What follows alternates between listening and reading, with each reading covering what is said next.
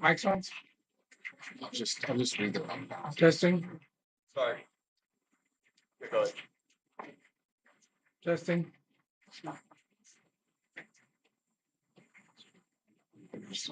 Press it once. Testing. Nope.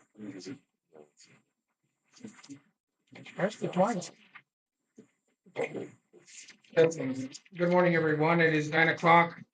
We convene here for the board meeting. We have a quorum. Mr. Wiley will be absent today. At this moment, can we please stand up for a moment of silence, and especially in honor of Ms. Frances Bitter, a former member?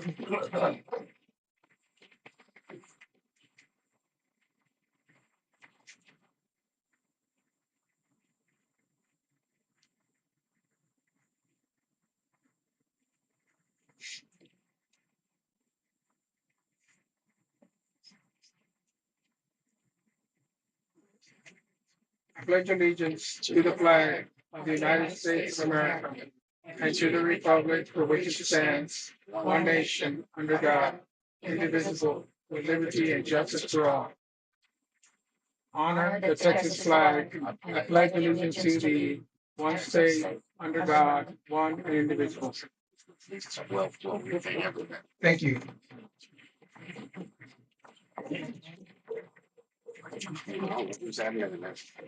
Adam.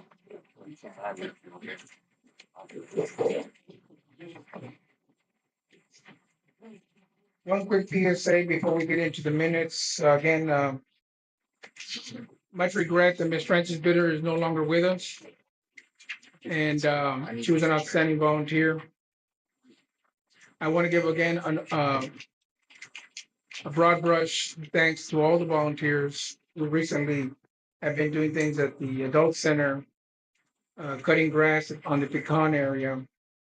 The folks for Clark Days and the folks who have been working at theater for the movies for the children and the community on the weekends.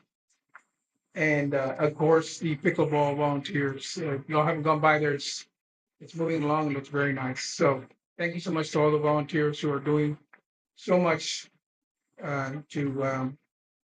to help us overall. Second, I want to welcome Ms. Ana Martinez. She will be helping Ms. Shar, aka known as the Iron Lady, for the fort. So I guess now you're the Iron Lady too. Yeah. So she's now going to be our big help here at the office. Any concerns? If Ms. Shar is not available, she will be available to help the membership. Thank you. Board reports, special board meeting minutes. Has the board reviewed the minutes of, I guess we'll go to September 22nd, 2025. I have to table that one. That's Okay. the one I didn't get done. Requesting to be tabled till next month. Meeting minutes for September 20th, 2025. Any issues?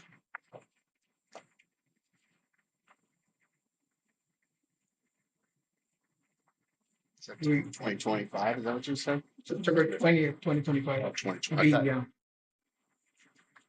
I thought that's the one you just moved. No, the one with movie is 22. Oh, that's not, okay. Or tabled. On request of, Right, but it's not yeah, in the packet. Ms. Sharon. The 22nd one is Yeah. not in the packet anymore. No. Okay. So is there a motion to accept the minutes of September 20th? I'll make a motion to accept the minutes of September 20th. Is there a second? I want a minute, just Okay. 1 minute.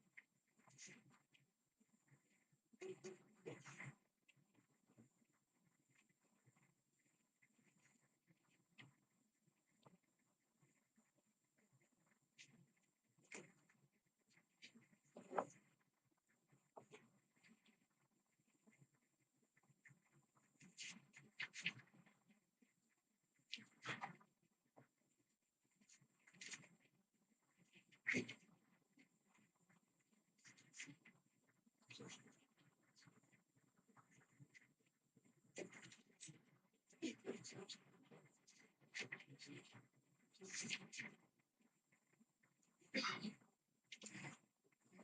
don't think so. That was the first one.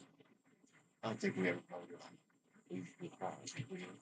Well, I don't know if it was.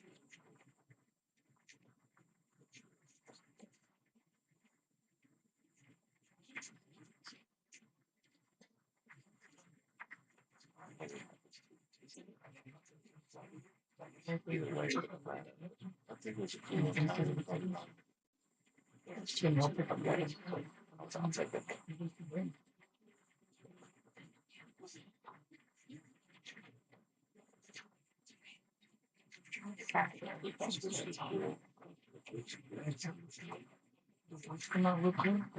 See, that's wrong.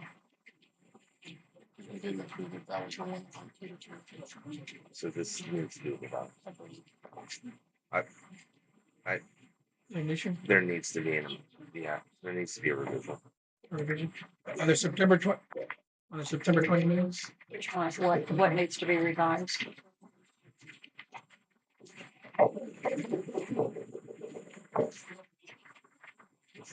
So this is our semester there. But I think we were already reducing the time back on just those resolutions. Yeah, we did. Since we were voting, just I was like, what is this professional? It was in the general manager. It's okay. The minor It was a correction. that we voted, that we voted to 2-2 and Cool County Road. You didn't pass. We didn't. Can approve it with an amendment. No, we wanted to check. Okay, so table. Because it's a motion control Table? resolution, which I don't think we voted on. We didn't Just vote on passed that it. either. So We just tabled it. those were first. So Ladies and gentlemen, the minutes for September 20th will be tabled. Again. Budget workshop, special meeting, September 8th, 2025, minute meetings. Meeting minutes.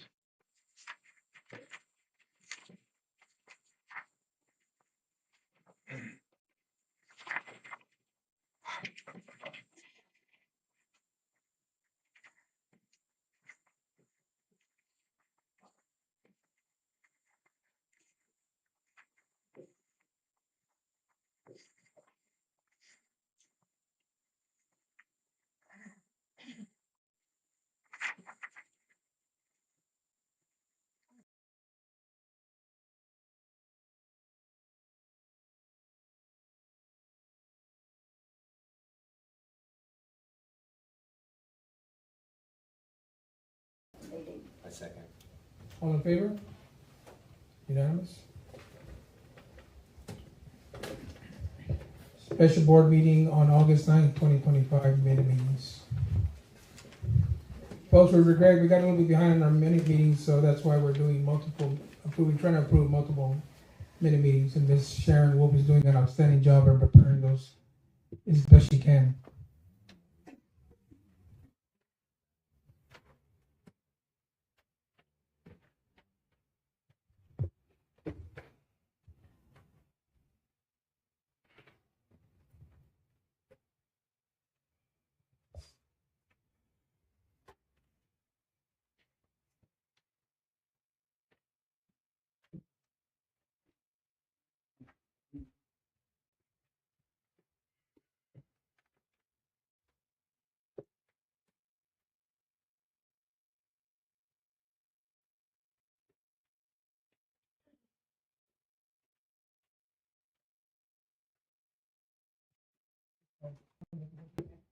Make a motion that we accept the minutes of August the 9th. All those in favor? Unanimous?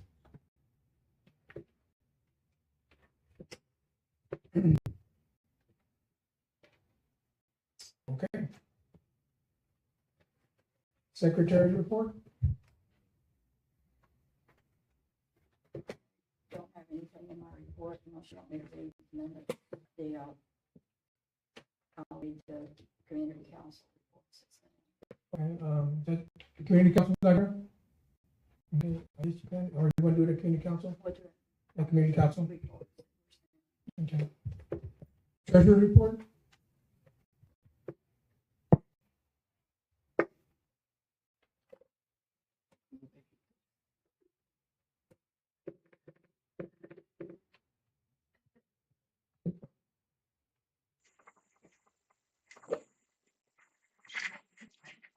I get this crosshair off. Adam, Adam, turn off his game. how do you get this crosshair off so I can control this Zoom? I'm not the Zoom, the thing. Mixing this Zoom onto the TV when we're presenting. Crosshair? Yes. See this? I cannot get onto anything in here. What is that? What is it doing? Did it go off? Yeah, okay. It quit. I don't know what it was doing. It was like some sort of screenshot or something. I've never seen that. All right. Yeah. Very good. All right. So here are the bank balances that we have had in operations over time. I updated it up until last evening. So our overall balances are sitting at. Can you use the mic? Yeah, sorry. Yes. So last month we ended at $313,641 in operations, split in between the Fidelity account, 13,000 in Texas Community Bank, and 44,000 in Bank and Trust. These are not from bank statements; these are from the actual accounts as of last evening. We had $55,000 sitting in Bank and Trust, 26,489 in the community bank, and $213,602 in Fidelity General. That's overall. Our operating funds are $297,346 as of 10 p.m. yesterday. Overall, we are, coming down. The question later will be, can we pay the taxes? But we will leave that when we get to that in the agenda. So I'll explain this yesterday. If we turn off all operations, you can see that our restricted fund has stayed pretty level all the way back since 2022, except for when we dumped in the ARC money and later to be pulled out here in October 2023. So we're kind of there. And if we take off the surety bond, we're sitting down here below 200K in restricted and preservation funds. But we are earning a little bit of interest. Preservation's now getting $183 to $135 a month on their money. Restricted fund is getting some. The only reason this is down is because the CD pays us around the 15th of the month, and Fidelity does not kick in the interest until the end of the month. So that's where we are on our bank balances. And Jason, just for clarification, we have 297 right now accessible to us yeah, without the for landfill and everything else. no, that's Separate, something yes, else. just 297 297 is what we have in available. operating funds as of 10 p.m. yesterday, whatever time I did. Okay, well, that's all I have for the treasury report. Thank you very much.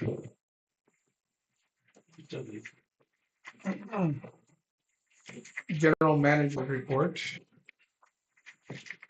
Good morning. How is everybody doing? Do we have smiles out there? There we go. That's what I want to see. Okay. So staffing contract agreements, memo did introduce Anna, but I have her on my agenda to introduce her. We are pleased to announce that Anna Martinez has joined the Fort Clark Springs team as our executive assistant, effective 29th of 2025. Anna brings over 30 years of experience to the position and has already become a strong asset to our operations. Her primary focus areas currently will be delinquency and collections, developing standard operation procedures with myself, and building system management and process improvement.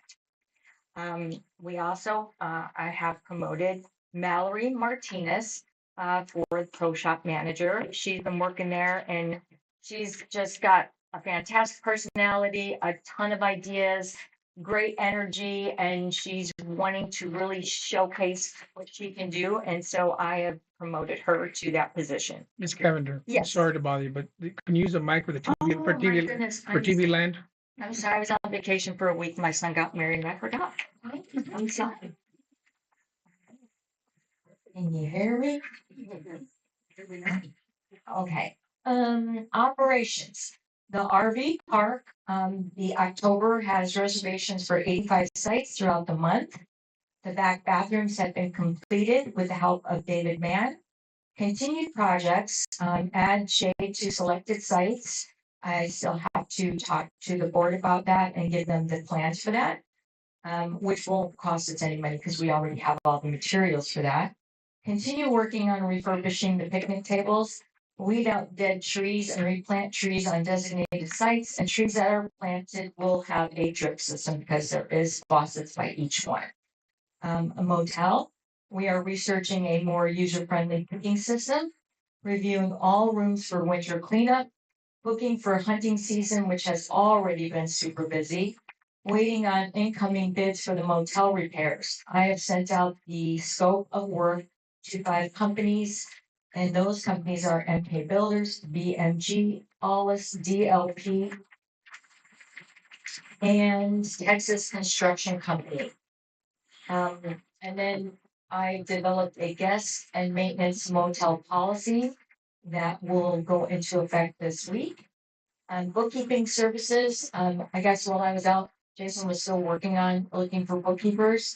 I have reached out to several companies. I expect the latest estimate on Monday, but to date, the expense is over $3K monthly and or our books are complicated.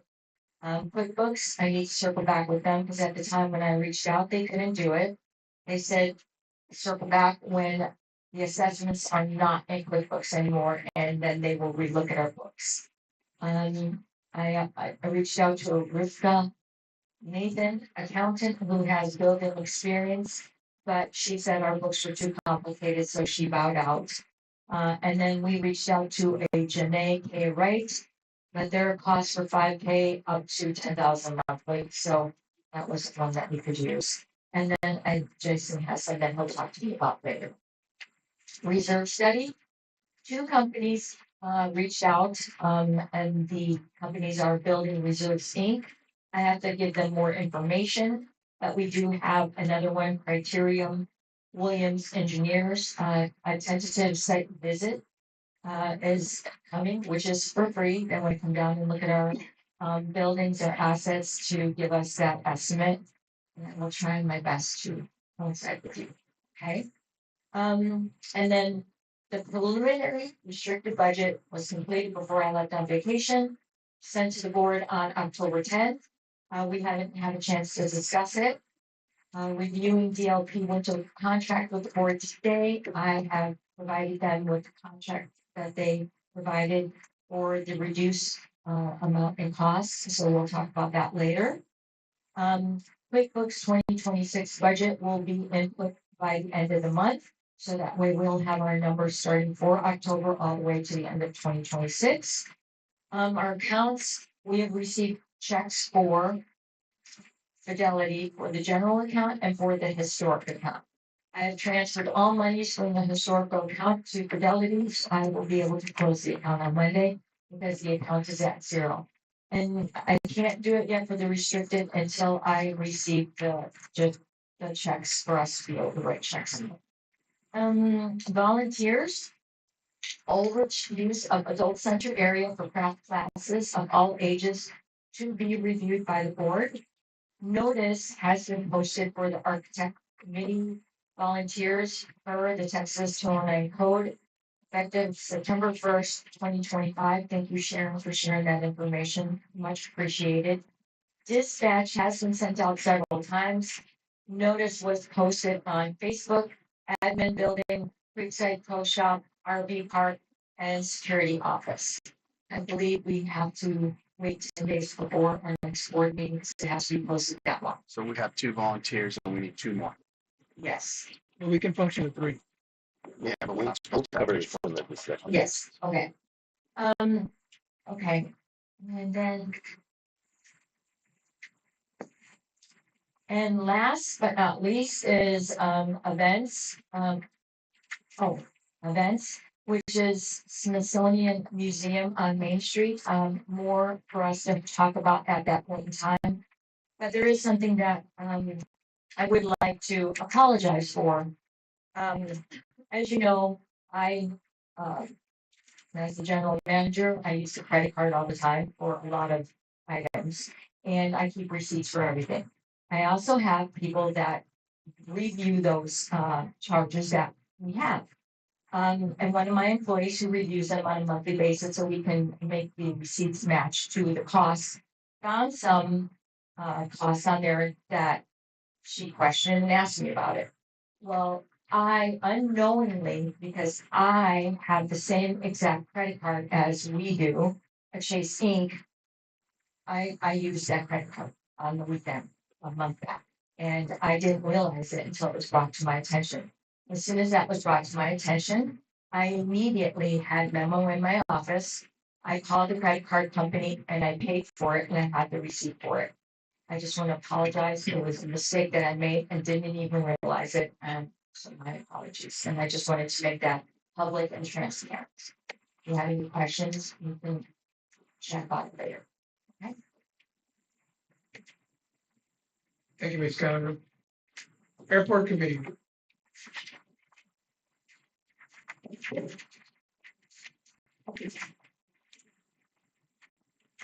On the airport committee, Sure.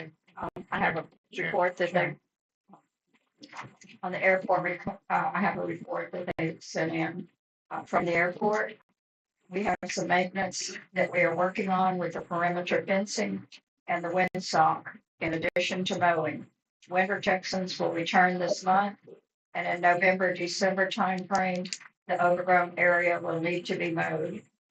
And I don't know if that's something DLP is gonna do on their winter deal or not. That's something our maintenance does, and that's only Philip. Okay. And that is the airport.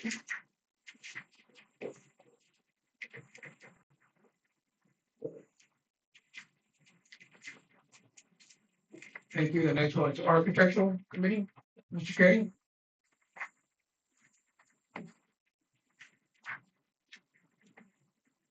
I really don't have much to say. Unfortunately, most of the knowledge for the architectural committee went with Francis. And, is it not on? Get a little closer. Just get a little closer. It's on. Adam, no sound on the mic. Which one? The audience mic.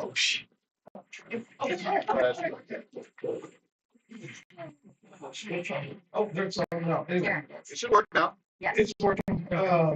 Like I said, most of the information was in Francis's head, and I'm still trying to learn things that go on with the architectural committee. So I don't really know a whole lot. I do know there are several violations that are still in work.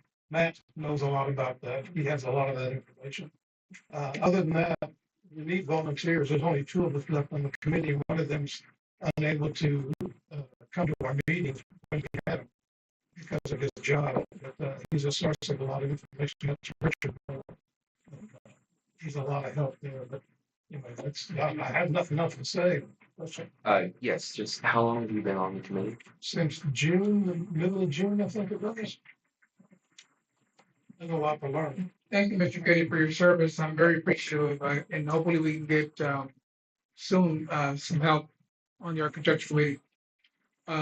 Folks, so if you're interested or if you know anybody, come on down. Architecture committee needs people. Golf committee. I have a report from the golf committee. Last weekend, the Kinney County Church Alliance held their annual golf tournament to raise money for commodities and to be able to assist the elderly and needy families in Kinney County. We appreciate the support we always receive from Fort Clark Springs to continue the most worthy effort to give back to those who are suffering.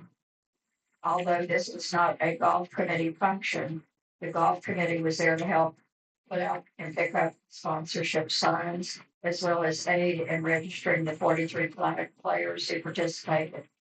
The golf committee will be sponsoring the Cajun Bash golf tournament on October the 25th. The annual tournament raises funds that go directly back to the golf course as needed for various expenses, such as equipment repairs, treatment of the greens. This is a fun tournament, followed by a shrimp boil for the participating players. Respectfully submitted, Katie Brown. Thank you. I encourage everyone to try to attempt to make it and have some trim. You do a good job out there. Preservation.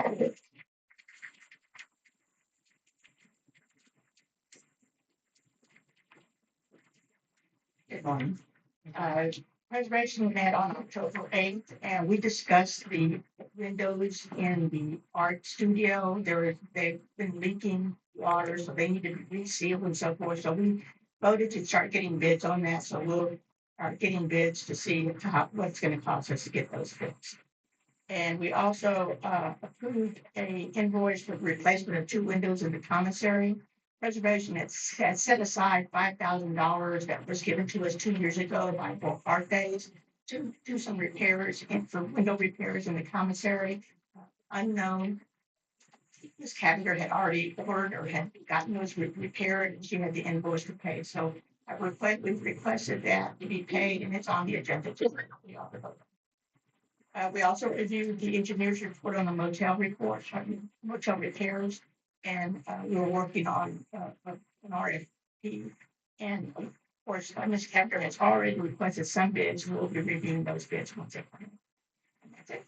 Ms. Shui, just a quick question. Have y'all had any issues entering or exiting any of the buildings when you're inspecting? Not inspecting because we don't go in the inside typically. Okay. You know, we did have a little bit of a holdup, trying to get into the art studio, because we needed to have the code to get in there. But we did eventually get a member to come in, but it's behind a couple of weeks to get somebody to go in there and use it in. So we just need to be able to get, and typically we do not go in buildings. The only ones that we are, if it's windows and we need to see the inside, that's when we'd have to go in. Like the service club that we're repairing the bottoms of those windows, we need to get in. So about the code, who's in possession of it doesn't matter who. The question is, does the GM have the code to the building? I don't know. No, but we will. I got the email from Miss Constance, and we were told that we didn't have the code, so Matt is working on that with Elizabeth. Yeah, I just want to verify in an access necessitated by the owners of the building that we have access to Yeah, the building. Right. It'd be a shame if we can't get in there if there's something going on. Ms. Shui, thank you so much, and I really appreciate all the efforts of the Preservation Committee. Thank you. I understand there's another lock that they needed, and that's for the stables. We have the key. So, Yeah, Okay. we have the key. Recycle, the Queen of Recycle, Ms. Helena Bride. Good morning, everybody. I have really nothing going on. We're continuing to do, our good job.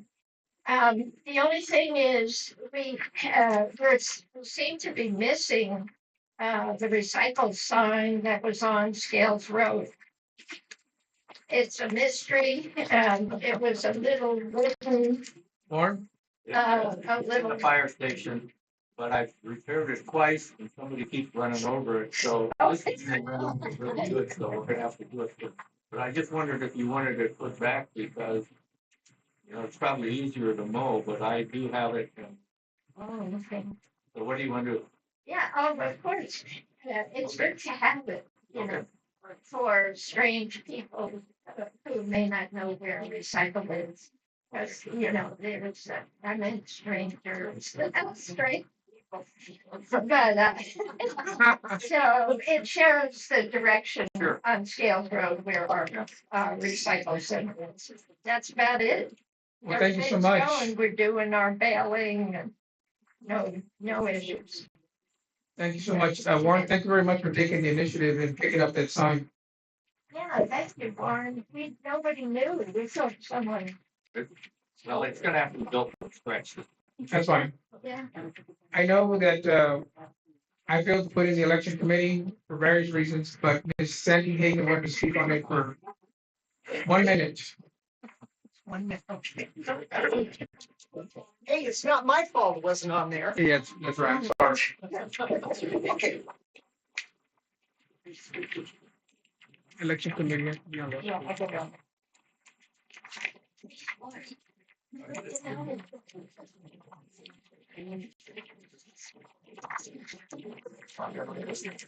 You're coming this way, Sandy. You got a better.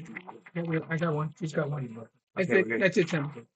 Oh, no, No. she gets one. Okay. Everybody's, John Wiley's not here. I know. Who can I give this to give to John? I'll give it to you. We will.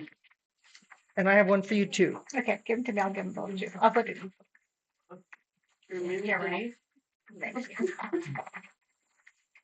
You saved it. Okay, we now to set the election cycle dates. I just want to go over a couple of important ones. We're going to be placing data sheets and instructions at the admin building, gym and golf course on November 3rd. On January 2nd, all data sheets and resumes for the director position, of which there is one, are due by 5 p.m. on January 2nd. Absolutely no exceptions. Get them in or you're out. Then the January 17th is the board meeting, and we will draw for ballot positions of the people who have turned in their materials. And then the 60-day annual meeting date of record required by 209 is January 28th. We will call on the general manager and her people to get things prepared for us after that date. On February 4th, we're going to fold the ballots, resumes, get everything ready. On the 6th, we're going to stuff and send. We'll deliver to the post office on that date, and at same date on February 6th is when the mailing list will be available to candidates. You can also order mailing labels, but you'll have to pay a fee for those. If we cannot get it out on that day for some reason, then our security chief will take control of the ballot envelopes, and we will take them over to the post office by noon on February 9th. And we've never had to do that, but you just never know. The deadline for ballots to be received by the auditor for verification and counting is March 13th. Ballots received after this date will not be counted. Last year, we had several ballots that came in after that date. I'm not sure why. Then the regular board meeting is March 21st, at which time we will request that the election committee be stand until September 19th, 2026, when the new committee will be appointed. And then the annual membership meeting is March 28th. And we will be meeting periodically between now and then, and our job is to drum up candidates for that one position that's open, that's John Wiley's position. Any questions? Well.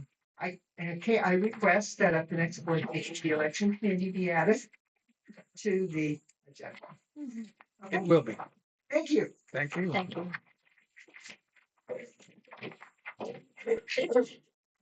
Moving right along, email votes, no, community council report.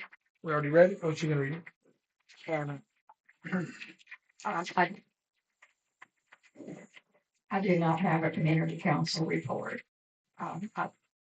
In my notebook here, so, I don't know if there's anyone here from community council. There was one email to Charlene this morning. Oh, this morning. Yeah. Jack, do you want to come up here and just do a? I don't have eyeballs. Oh, okay. I don't have a printer at my house. We know that community council is doing an outstanding job. And you all need officers as well come January, new officers. Right. Big loss. That's like you said before, a lot of people again.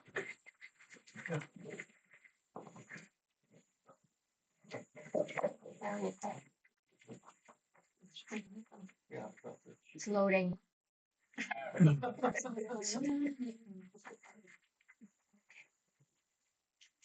Sorry.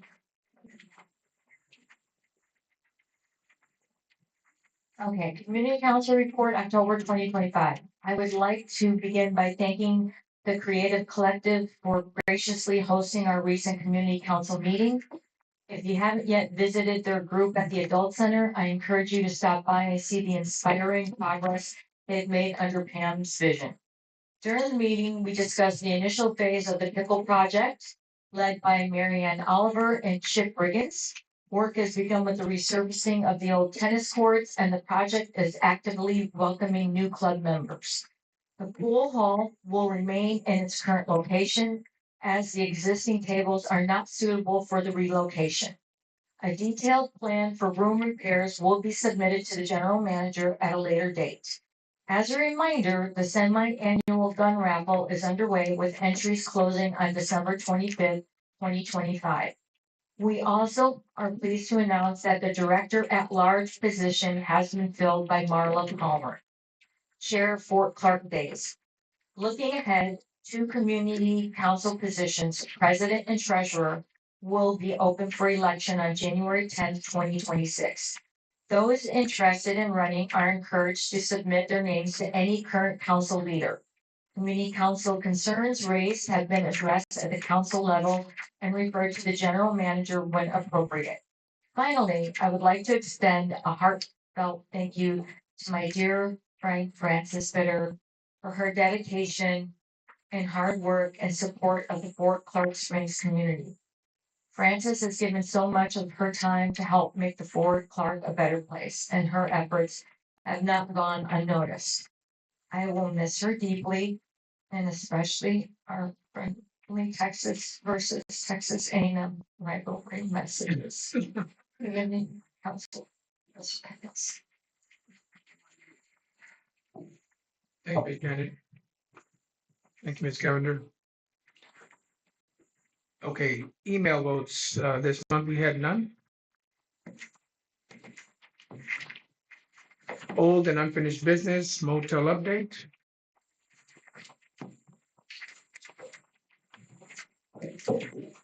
At this moment, we're still waiting on bids. The bids don't close until the 24th of October. So stand by. And as previously reported, I also, I did meet with preservation, reviewed the information that was sent out, so they have a handle on it and discussed, what some of what the RFP should include also, but there is expected to be, substantial review for those bids, to tighten them up. Just for added information, are we still with a hope and praying that we'll have it maybe fixed by before 4 o'clock days? Is that still within the realm of possibilities? Definitely Good. the important, actually, the rush for us, which we may have to, one of the discussion topics later, the rush is to get the bids in and know the number within this year, not fiscal year, but this year. Because if we need to raise a special assessment to cover repairs, we're limited to one per year. And if we don't use the one for this year, then and we use one next year, then if there were anything else that came up, we'd be stuck with having done our special assessment in the beginning of the year. So it's not an ideal situation. So the rush is to get our bids in, tightened up in time for us to vote on a special assessment if we need it. That's why it was on the discussion. And also why we may just bump it off the discussion when we get there. Thank you. Bookkeeping update. I know Ms. Cavender elaborated a little bit on it earlier. Is there anything else to add other than we don't have a bookkeeper and we haven't had a bookkeeper since June? We do not have any more information to add to my earlier. It's March. Since June. No, full card. Oh, I believe so, yes. Reserve study, any updates on the reserve study? Well, you mentioned it a little bit. I already mentioned it. You want me to tell you again? They're coming again on what day? I'm just trying to be They're happy. coming over here at, We have one that's coming here. We would like to schedule when Aaron is able Yeah. to walk with them. You know, he's got so much knowledge as an architect and give them valuable input. We had a date on the boards, but I had a schedule conflict. yes, I remember that. What's the new date for everyone to know? I don't have one yet. I just got back. I remember it was changed. The reserve, the people that are coming from Austin, correct? Yes, and I had a schedule conflict. Oh, with the second day, there was a scheduled conflict? Yeah, I just found Oh, out okay. yesterday, so I have to reach back out to them. Again, one more question regarding that. Is, when they come over here, is it gonna cost us anything when they come down here and do the review? No, I did put that in an email. There's no cost for us whatsoever. Thank you. So the date on the 27th has been canceled. Yes, there's a I conflict. didn't see that. Just like there. That just happened like last week. Yeah. Perfect. DLP update? No, I just gave the contract to you all, so you could review it later. All right, we're heading over to discussion and possible action items. However, before we start, I think it'd be a good time to mention, because I know Aaron, you mentioned it earlier last time, to, you gonna do a full motion to excuse Ms. Sharon, she was excused from last month. Remember you mentioned that? Excuse her Oh. from the meeting? We can do that right now. Yeah, I don't know. Yeah, this isn't a discussion. It's just Yeah, just before we start. a formal. I motion to excuse our secretary, Ms. Wolf's absence from the budget meeting. No, it was a regular board meeting, sorry, from the last regular board meeting as she had family related issues that was legitimate. Jason, I'm fine with that. second? Second. Okay, motion on part. How does everyone vote? Unanimous, okay, excused. I would like to maybe move the MOU from Smithsonian up to the top because Melissa's waiting in there. Okay, yes, no, well, that's what I was gonna go to next. Ms. Wolf mentioned that she was requesting that, the Smithsonian topics, which are, number 6 and 7, be moved up. However, we're gonna move up to number 4. We're gonna do before architectural committee status, because other people have requested specifically for the fire truck. But why don't we just handle the MOU and get it out of the way? Yeah, I mean, The MOU is not gonna take long. These other items will maybe take well long, member discussion and all this. I know, but it was listed that way because it was an issue before, so. Yeah, but we can easily move agenda items. It's not like against the rules to move an agenda item up. Well, I am moving it up. I'm moving it up to number 4. I motion that we move it up to number 1. a second. All those in favor?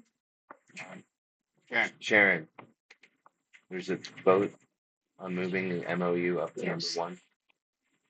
A motion to move. We already motioned. Okay. We're voting. All right. Unanimous? No? Okay, majority wins. Majority 3-1. We're now gonna move up to number 7, MOU agreement for Smithsonian Committee for use of FCA properties.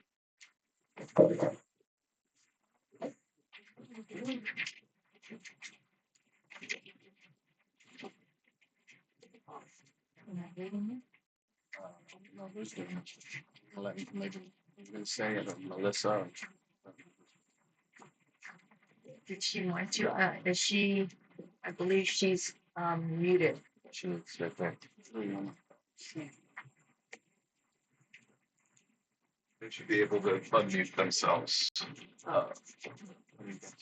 That is on Zoom. You'll get There. that Zoom. That's good. Melissa Higgins. Has to do. I mean, she's got to do it. Sorry, y'all. I can barely hear what's going on. We moved your item up to now and want to know if you would like to say anything regarding that.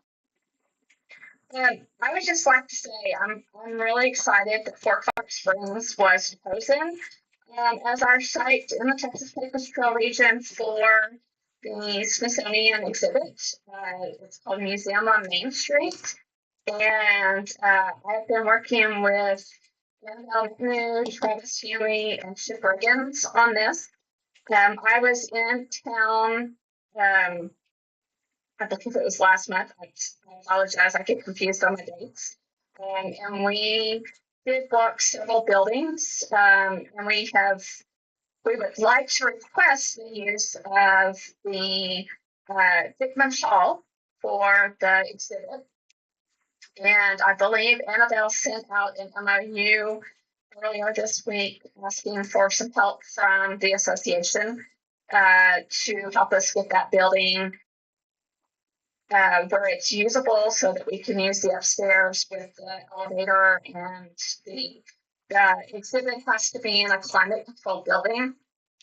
So technically there's about 2 buildings, I believe, at the fort that are large enough and climate controlled for us to do that in, and one of them is Dickman Hall. And we will be working with the Texas Historical Program comes from to present this to the society or to the association.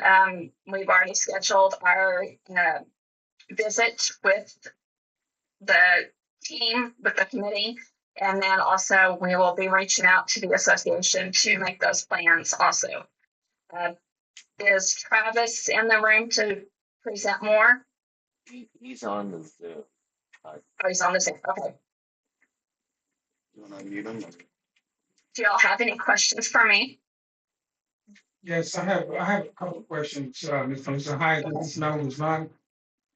Ms. Melissa, first of all, I'm very grateful for the fact that you are considering what you have considered, and we're going to hopefully be a part of this Smithsonian Institution event. My only question is, maybe Ms. Cavender can answer this question, or maybe you can. I don't know. Either one can answer it. At this juncture, it's my understanding. Can you hear me? Yes, sir. I'm listening. At this juncture, the way I understand it, this is not costing. There's no cost to the membership or to Fort Clark Springs regarding your own involvement with us. The only cost, technically, the only cost is the cost of getting the exhibit from the last site to your site. But the committee will have, we're going to work to get sponsorships to help pay for things like that. And then any cost as far as like getting programs or something, I do have some money set aside in my budget to help with that. And again, sponsorships from outlying communities and other organizations that might be able to help us with those costs. The hope is with this program, with this exhibit, is that we bring in other organizations from around the region. So we will be reaching out to communities like Del Rio, Eagle Pass, Comstock, Rock Springs, all the other communities around you guys, to invite them to set up a table and be a part of it also. Then in the other parts of the region that are not as close to you guys, for instance, where I am in Midland, I'll be working with my museums up here to do exhibits. And then we, at that time, will be promoting the Smithsonian exhibit in Fort Clark and have information for people to come down to Fort Clark to see the actual exhibit. So the cost. Can you give me an estimate, more or less? Will be an to estimate. get the exhibit to you guys from the site before. And I do not remember offhand what the site is before you guys that had it. But our hope is sponsorships and reaching out to our other communities in the area to help with those costs. So there would be no cost to the membership itself. Okay. Mr. Governor, they mentioned they may use Dickman Hall. Um, what is the estimate amount we're gonna need to get Dickman Hall up to snuff for this thing? You have a more or less estimate? I could probably answer that because I've talked to our people in Del Rio that does HVAC work. We'll need 2 5-ton units on top because those units are about 40 years old and they will need to be replaced. We are looking for sponsorships and I'm looking to get a letter from Melissa and Annabelle requesting them to sponsor it.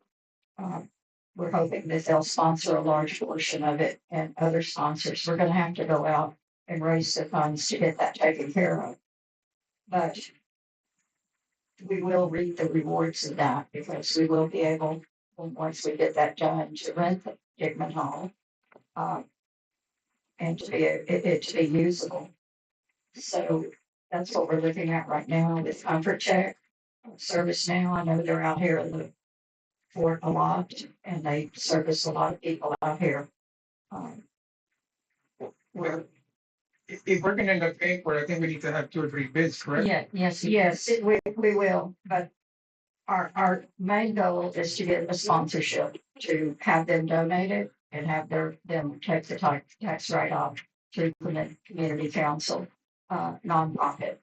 So that's what we're working on, to get that to happen. Now, for clarification, if I recall to the best of my knowledge, a 5-ton air conditioner runs about $10,000. So we're looking at 2 air conditioners, which will equal about $20,000. essential. The More or less. whole project will probably be around 50,000 because they're gonna have to have a crane, a man lift. to get up. 15,000. I'm just doing it, There are a variety of ways. there's a variety of ways to do it, but Right, It's premature to throw out numbers. it is premature. I'm just throwing out a very large number because I know it will come in less than that, but we're looking at the sponsorship and we're looking at other ways to get people up on the roof to get, we're gonna send. I just want to interject, the 1-for-1 replacement on the roof is not necessary. It should be explored as an option, but you certainly can locate units lower and run lines up to, and that's a separate cost consideration. There's a number of ways to replace HVAC that we'll explore. I'll be involved in that. But HVAC's one component of the many, so there's naturally going to be interior upgrades that need to bring the place up to snuff since it hasn't been used in a while. And then we also know about the elevator certification. What is the elevator? Is it working or not working and needs to be repaired? That's what I'm trying to figure out. This is a beautiful idea and I'm all for it. I'll even donate money if it's gonna be privately controlled, the money's to be gained. However, we're talking about $30,000 on air conditioners. I don't know what the deal is with the elevator. It is something we need to really think about, folks. We're gonna think about it. Normally, for a 5-ton, from all the bids I've gotten, the most cost effective is around $9,600. There are 3 units, which, like Aaron said, can be brought down to ground level. So they don't need to be on the roof, and that can be done. It just needs some finagling. Not my expertise, but if you're looking to replace all 3, it's gonna be $30,000, More or less. more or less. And we need to go in there and clean up, paint, bug, floors, whatever that needs to be done in there. The carpet needs to come out. So there's still Yes, labor we will be intensive work. looking for a lot of volunteers, and I know that we have a lot on board that we can get that painting done and everything cleaned up in there. I know one of the smaller communities that had this Smithsonian on Main Street, there were a county or a town of about 750 people, and they brought in 3,000 people. This is nationwide. This will give the fort a lot of exposure nationwide. So these are things we're looking at, but Aaron If I has the expertise and I'm thankful that he's on the board and here to help us with how this needs to be taken care of. Go, listen. I was just gonna say, if I could interject, I honestly am not real familiar with all of the things that'll have to be done to the building. That that's on you guys because y'all know your buildings better than I do. But as I believe it was sharing, it was saying, so the community was Buffalo Gap. If anybody's familiar with that, it's outside of Abilene. It is known for Kearney Steakhouse, but that's pretty much all it's known for. And they were able to host this year's mom's exhibit. And as Sharon said, they did bring in an additional 3,000 people to the community to see the exhibit. The exhibit will be advertised through, of course, the Paper's Trail, and then also the Texas Historical Commission. We do have permission to use the Smithsonian logo and the Smithsonian name. So that will also help bring in people from around the nation to come and see these exhibits. And I'm partial to Fort Clark. It's one of my favorite sites in my region. I love to come down and visit. I actually chose you guys over another community in my region for that reason, because I think y'all are such a unique site for people to come and see. And working with Annabelle and Chip and Travis, we chose next November through January because it's Christmas season and the fort will be decorated, and it's a great opportunity to showcase the fort and to show others what an amazing place y'all are, and a great site and a historical. I mean, there's no other place in my region or in the state of Texas, I believe, that has the history that you guys do to help promote. So I think this is, as Sharon said, I think it's a great opportunity to showcase the fort and also to bring in visitors that would not normally visit the fort. And I agree. And I'll say this over I'll come down and spray paint or whatever you need me to do. Just give me a room at the motel and I'll put on my work clothes and I'm right there along with you guys. So I would like to say this is literally an investment in our future. It's gonna bring outside advertising from other places that we would not have access to. With putting the Smithsonian name on things, will get people to put this place on the map that has never had a chance to see it before. I think we need to do everything we can do to make it happen. And this, if there is money need to be spent by the fort, it's a very prime candidate for our restricted capital budget. And we can budget for that. It's a year in advance. So we can find out the costs, we can look at our restricted funds, and it's not like, oh, we've got to take this out of operations. So I think this is something we very much need to make happen. And I agree.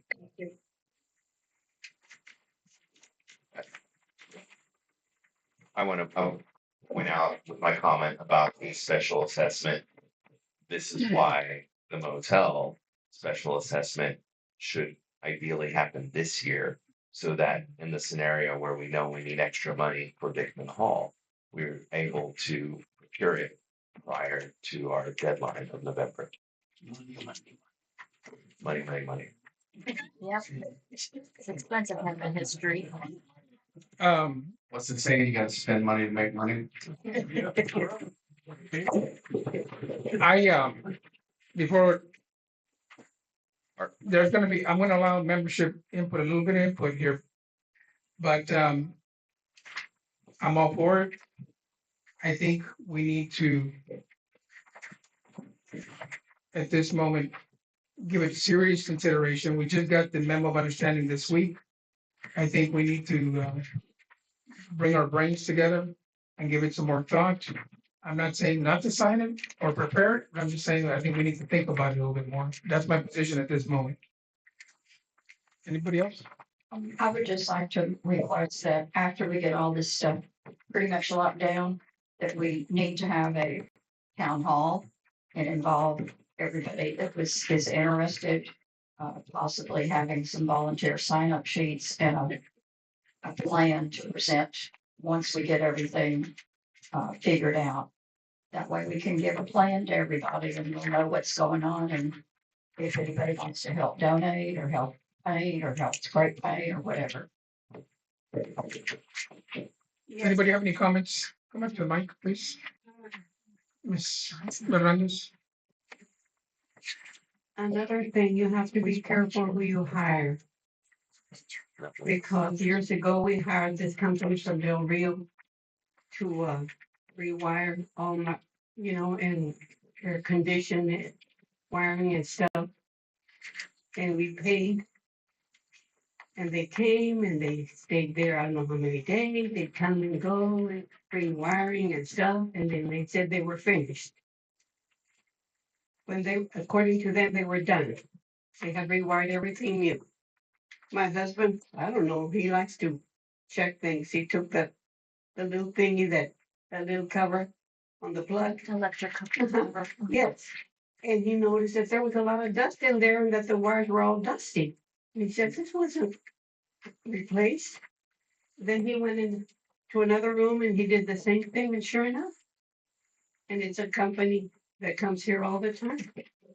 No doubt we have to be careful with who we Yes. hire. I went and spoke to the owner. And he made me a $10,000 check right away, so I wouldn't say anything.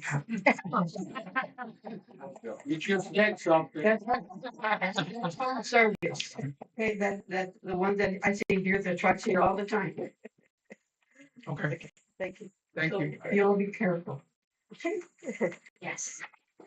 Well, I'm glad you mentioned that because I know if air conditioners go into Dickman Hall, Yes. God knows how the electrical system is after all these years, so. Well, they used to come with all the wires, and come in. So we got out of the house, so they have the whole house to themselves.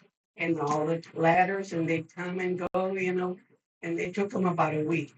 And we were happy because we were gonna get it all new wired and everything, all the big house. That's what we found. Thank you. I don't know if Mr. Peterson is still in charge of it. Well, Thank you, Ms. Hernandez. Sandy? Where's Peterson? Let's call him. is it still there? No, Oh, she's I'm the new Mr. Peterson. I'm the new GM. Oh, not Not really. anymore. I think this is a wonderful idea. But we have to be extremely realistic. There's a rumor around the fort that we have trouble making payroll this month. I don't know if it's true, but I think you should know. So Fake we, news. huh? Fake news, we paid her.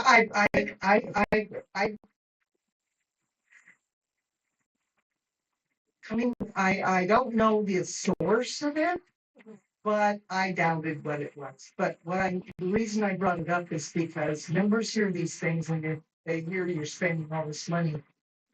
When the Smithsonian wants to bring its exhibit here, but we're ending up having to pay for that. If they want to bring it here, they best be paying for part of it because we're hosting. We have the buildings that they want.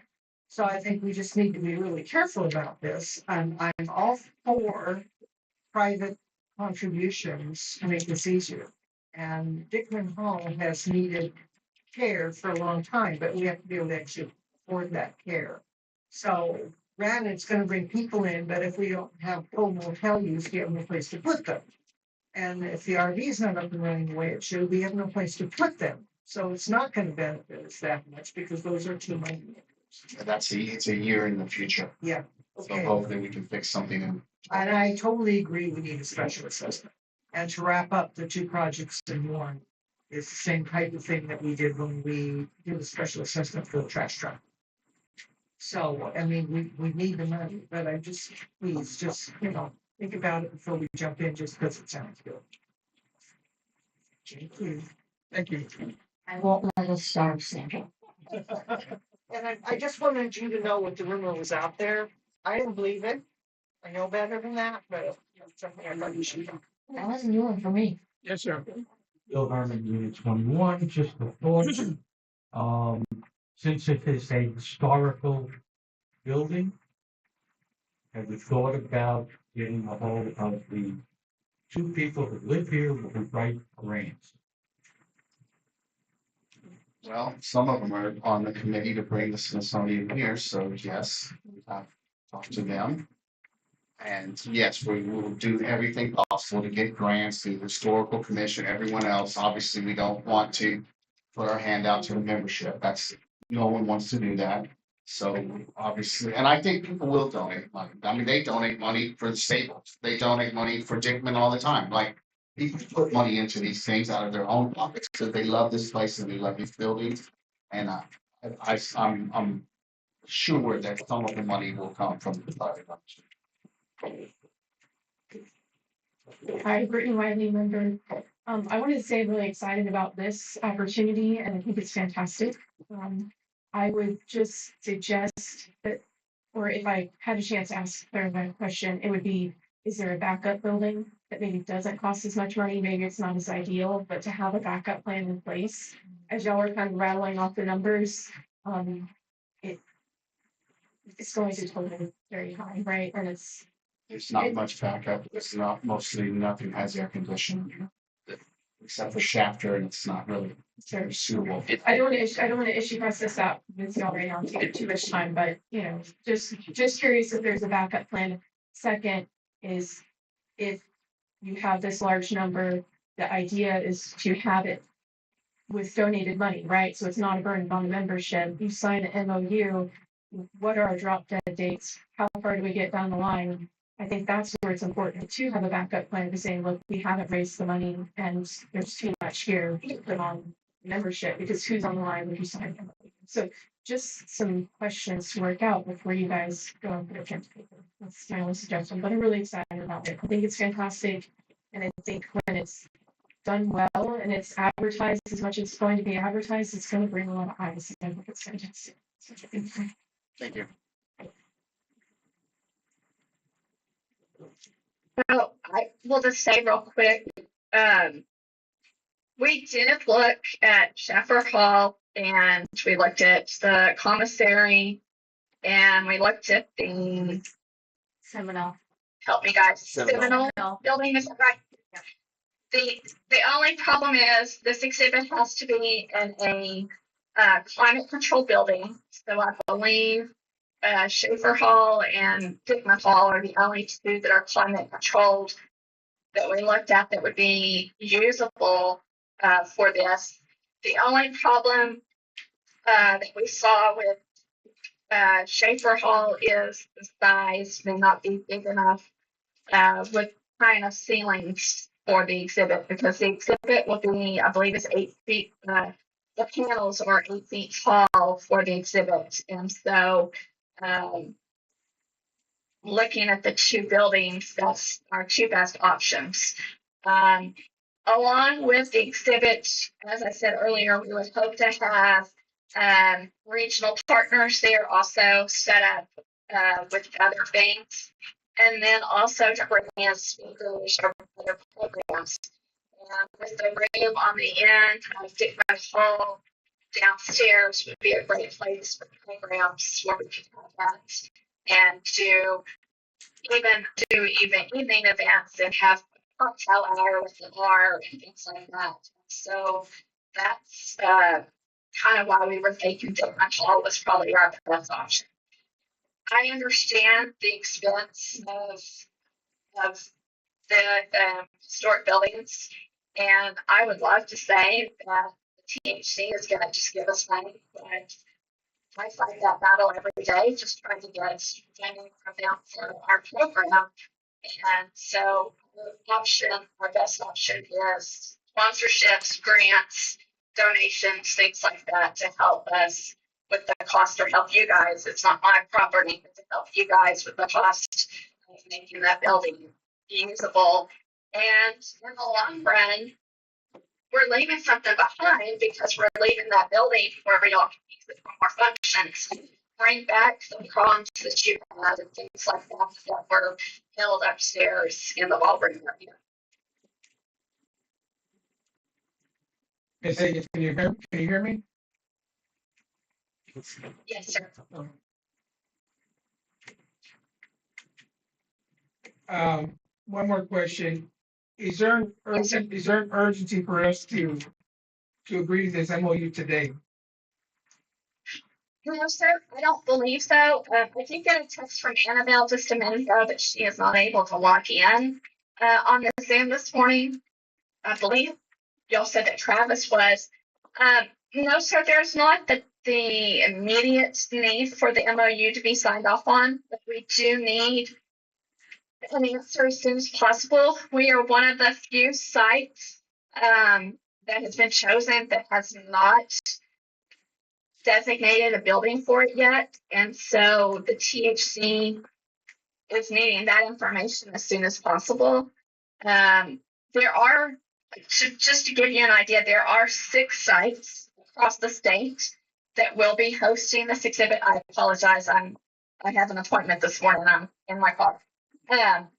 We can tell. But there are 6 sites, and y'all are one of the 6 sites that will be hosting this exhibit.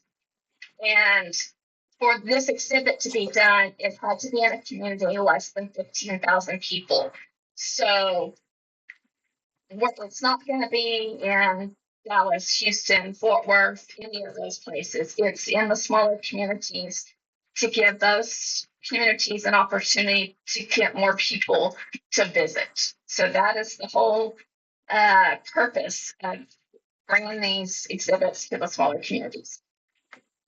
So 30 days, 30 days will suffice? I'm sorry, go Will ahead. 30 days be okay? Would that be reasonable? Will 30 days be reasonable amount of time to get back to you? I believe so, yes, sir.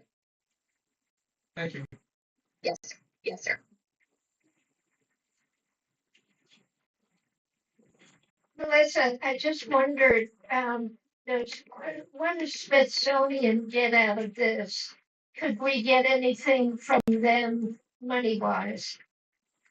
I mean, surely this is a lot of good advertisement across the state for Smithsonian. Correct. So funding from the Smithsonian is, I do not believe anything that we can get from them. Because this is a nationwide project. It's not just a Texas project.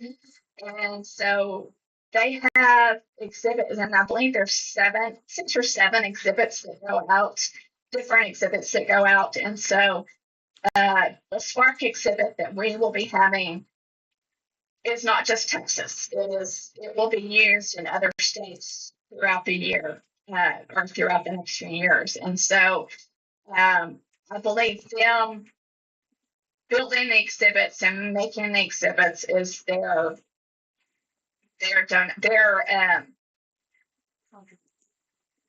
sorry, I can't think of the word I want this morning. Is their contribution to the exhibits. We are just the location to where it gets put. Does that make sense? Yeah. Yeah, well, we're looking for grants and funds, et cetera, which is always a guess. And so I'm just wondering if there's anything definite out there that we could go. Well, I will say that Annabelle, I believe Annabelle and maybe Travis and Chip, there was a grant webinar that we did earlier this week. There'll be another one next week that I'll be attending. So Preservation Texas, Humanities Texas, those are a couple of organizations that we can apply for grants through. And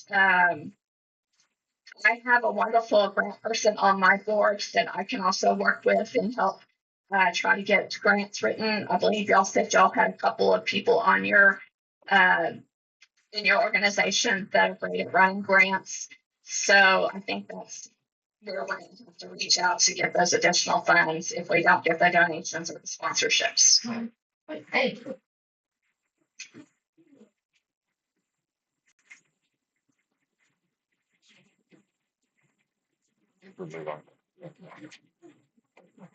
You want to leave? You want to let her go? Let's go to the next agenda. Yeah. Okay. Thank you. Are y'all through with me? I apologize. So, yeah. Thank you, Melissa. Thank you. Thank you. And if you have any questions, Annabelle, Travis, Chip, Carolina, everybody has my contact information. Please reach out, call me, text me, email me. I'll be happy to help in any way I can. And I will be in Fort Clark next month, I believe on the 12th of November. And so if anybody would like to meet up with me with any questions, I would be happy to make time for that.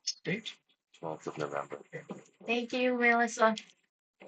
Thank you. I appreciate it. Y'all have a great day. Thank you too. Director, since as Melissa said, mentioned that we had a little bit of time, I would like to table this matter until the next meeting.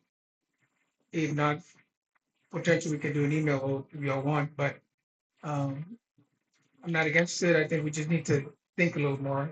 We just got the MOU this week. We have time. It would be reasonable to, in my opinion, to hold off approving the MOU until next board meeting. I want to. This can't be an email vote. However, we could certainly do. If we could either wait till the next board meeting or call a special meeting just to announce of improvement, review, whatever. I have no problem with that either. So at this time, we table this matter to potentially the next board meeting or a special meeting if one is called. Very reasonable. Thank you. All right, moving on to the next item, Mr. Russell, come on down, fire truck. Let's see your song and dance, and then we'll get this going.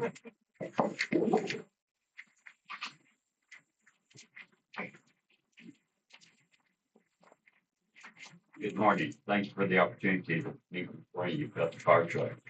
Y'all had received a memo from the Historical Society here a couple of weeks ago about the request to obtain possession of the fire truck in order to do a restoration on it. I think at the time we sent the letter in that I had received information feedback that most of you were unaware that you even had it. Is that correct? You didn't even know you had a 1941 fire truck. But anyway, what our plan proposal is for the association, which owns that vehicle, to either donate it or loan it to the Historical Society for a preservation project. Now, when I say preservation project, I'm not talking about restoration. Preservation, we just maintain it, get it back up to the standards to keep it so it doesn't get any worse. It's been in the motor pool for the last 20 years that I've been here. It's been neglected. The windshield's been broken out of it. It's had trash piled on it. It's just been extremely neglected. With that fire truck being a complete restoration, it's probably upward of $30,000 piece of equipment. But the conditions in right now, it's almost scrap metal. So I would appreciate y'all considering the matter. Just, my broken record question is, will this cost the membership money to restore it? No, not at all. Okay.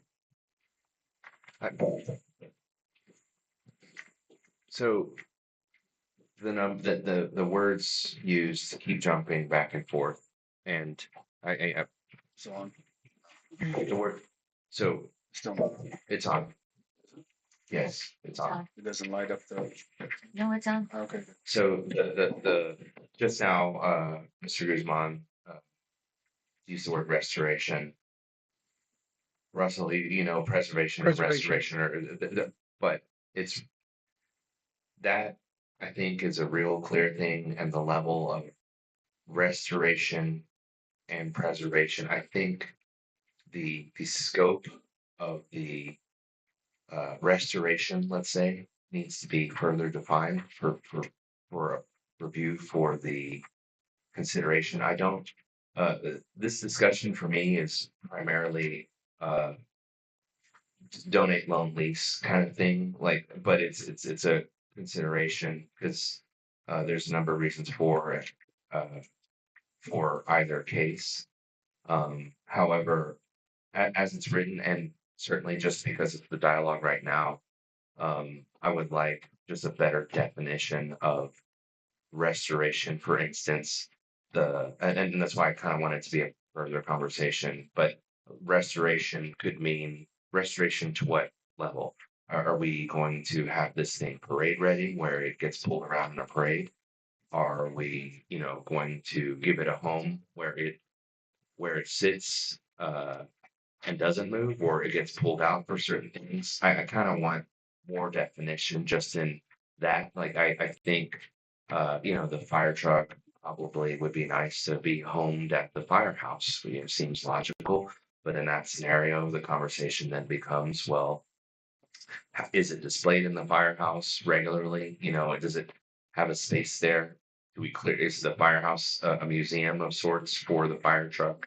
I think there just needs to be some more definition on that, or consideration. Okay, primarily, Aaron, at this point, our focus is primarily on preservation, not restoration, because simply of the dollar fact. Preservation, you're probably talking about $4,000 to $5,000. Restoration, you're talking about $30,000 or $40,000. So that's the thing. As you well know, when you go into one of your projects on a building, are you going in there to observe it, keep it as it is, or are you making it like a brand new come out of the factory? So no, we're not talking about factory value. I mean, we just can't afford to that. But on the same token, are we just going to let it sit where it is and just deteriorate down to nothing?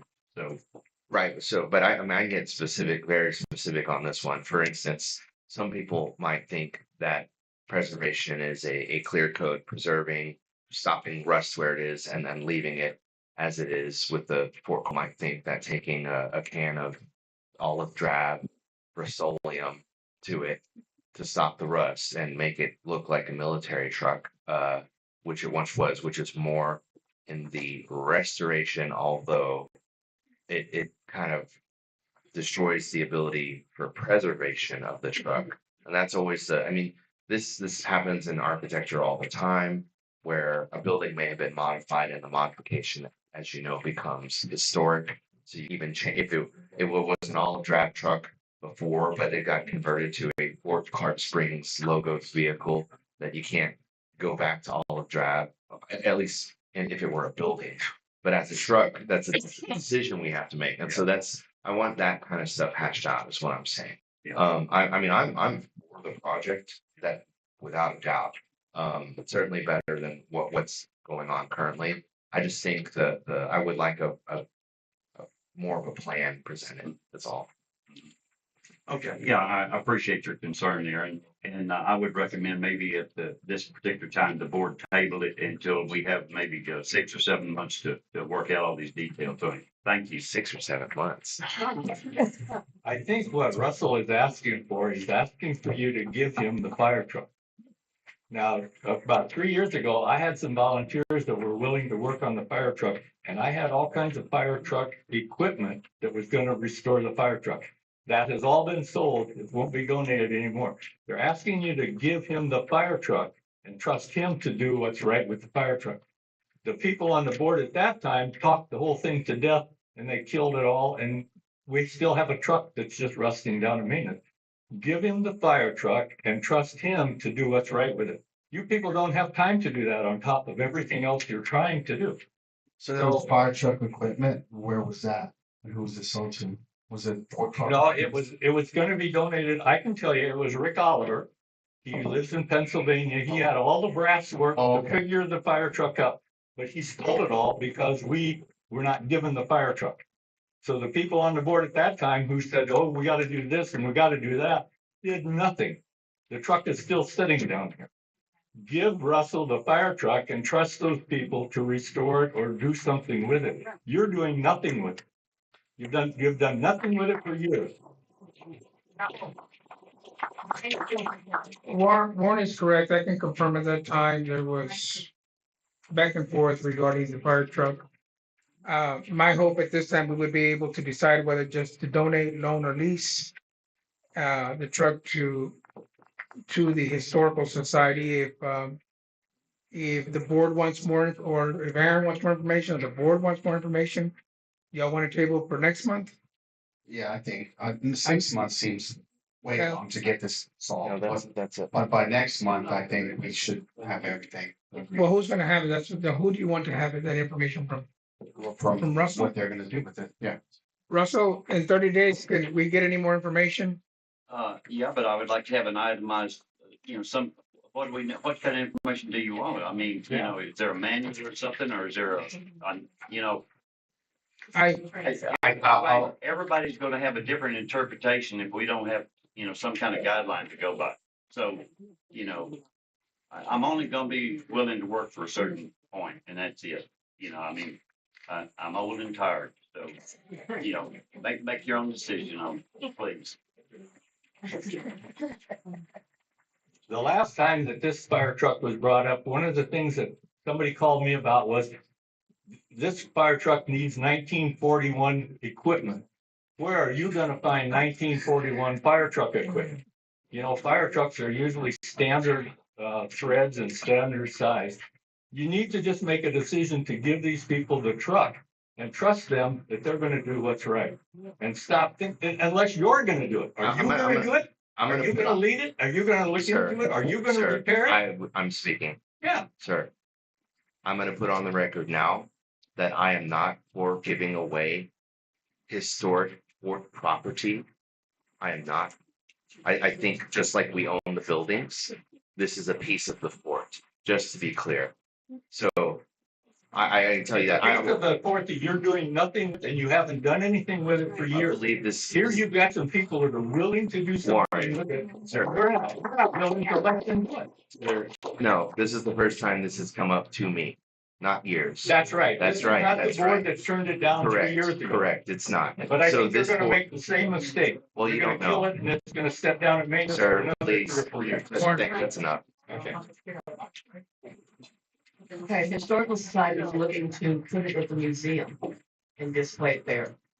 So it's not, it'll be out, it'll be just like the other stuff. Well, and that's not in writing, and that's part one of the clarifications, where it is, how it's, I'll make a list. I have no problem doing that. And Russell has already started working on it and getting windows working and stuff My like that. question is, if it's not able to be moved and stored out, what happens when a big, huge hailstorm comes and bashes all the windows and hits it to where it's no longer gonna be looking normal again? So you just leave it outside. It has been left there abandoned, but it has been in a covered area where it can't be damaged by storms and other It's weather. not in a covered area. It's You not? haven't even gone down to see it. You don't even know what you're talking about. Well, it's not in my report either. It's, No, we I have was our told, other I was told it was in a covered area. It's I don't know not why in a we're so, covered area. look, why are we getting so heated about an old fire truck? You said you done it, you did it. This is the first time I heard about it. Jason, Thank you.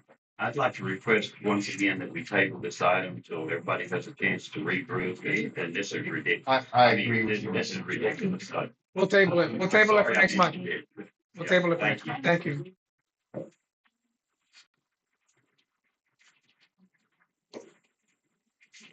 Historical Building Committee payment request for $547.88. Is anybody? Is that yours, Russell, too? No.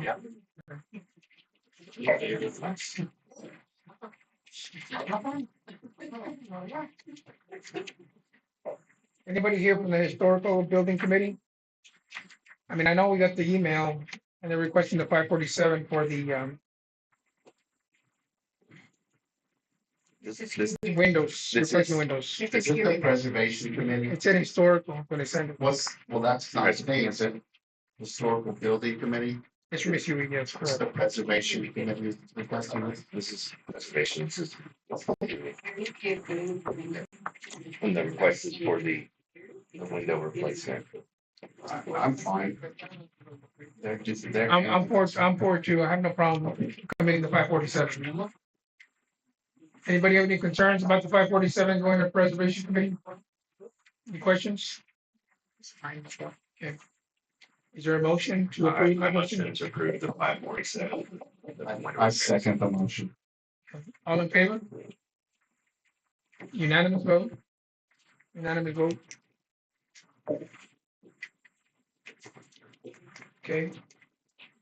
Variance request, Unit 21, Casa Baltimore, Ms. Brittany Wiley. Good morning.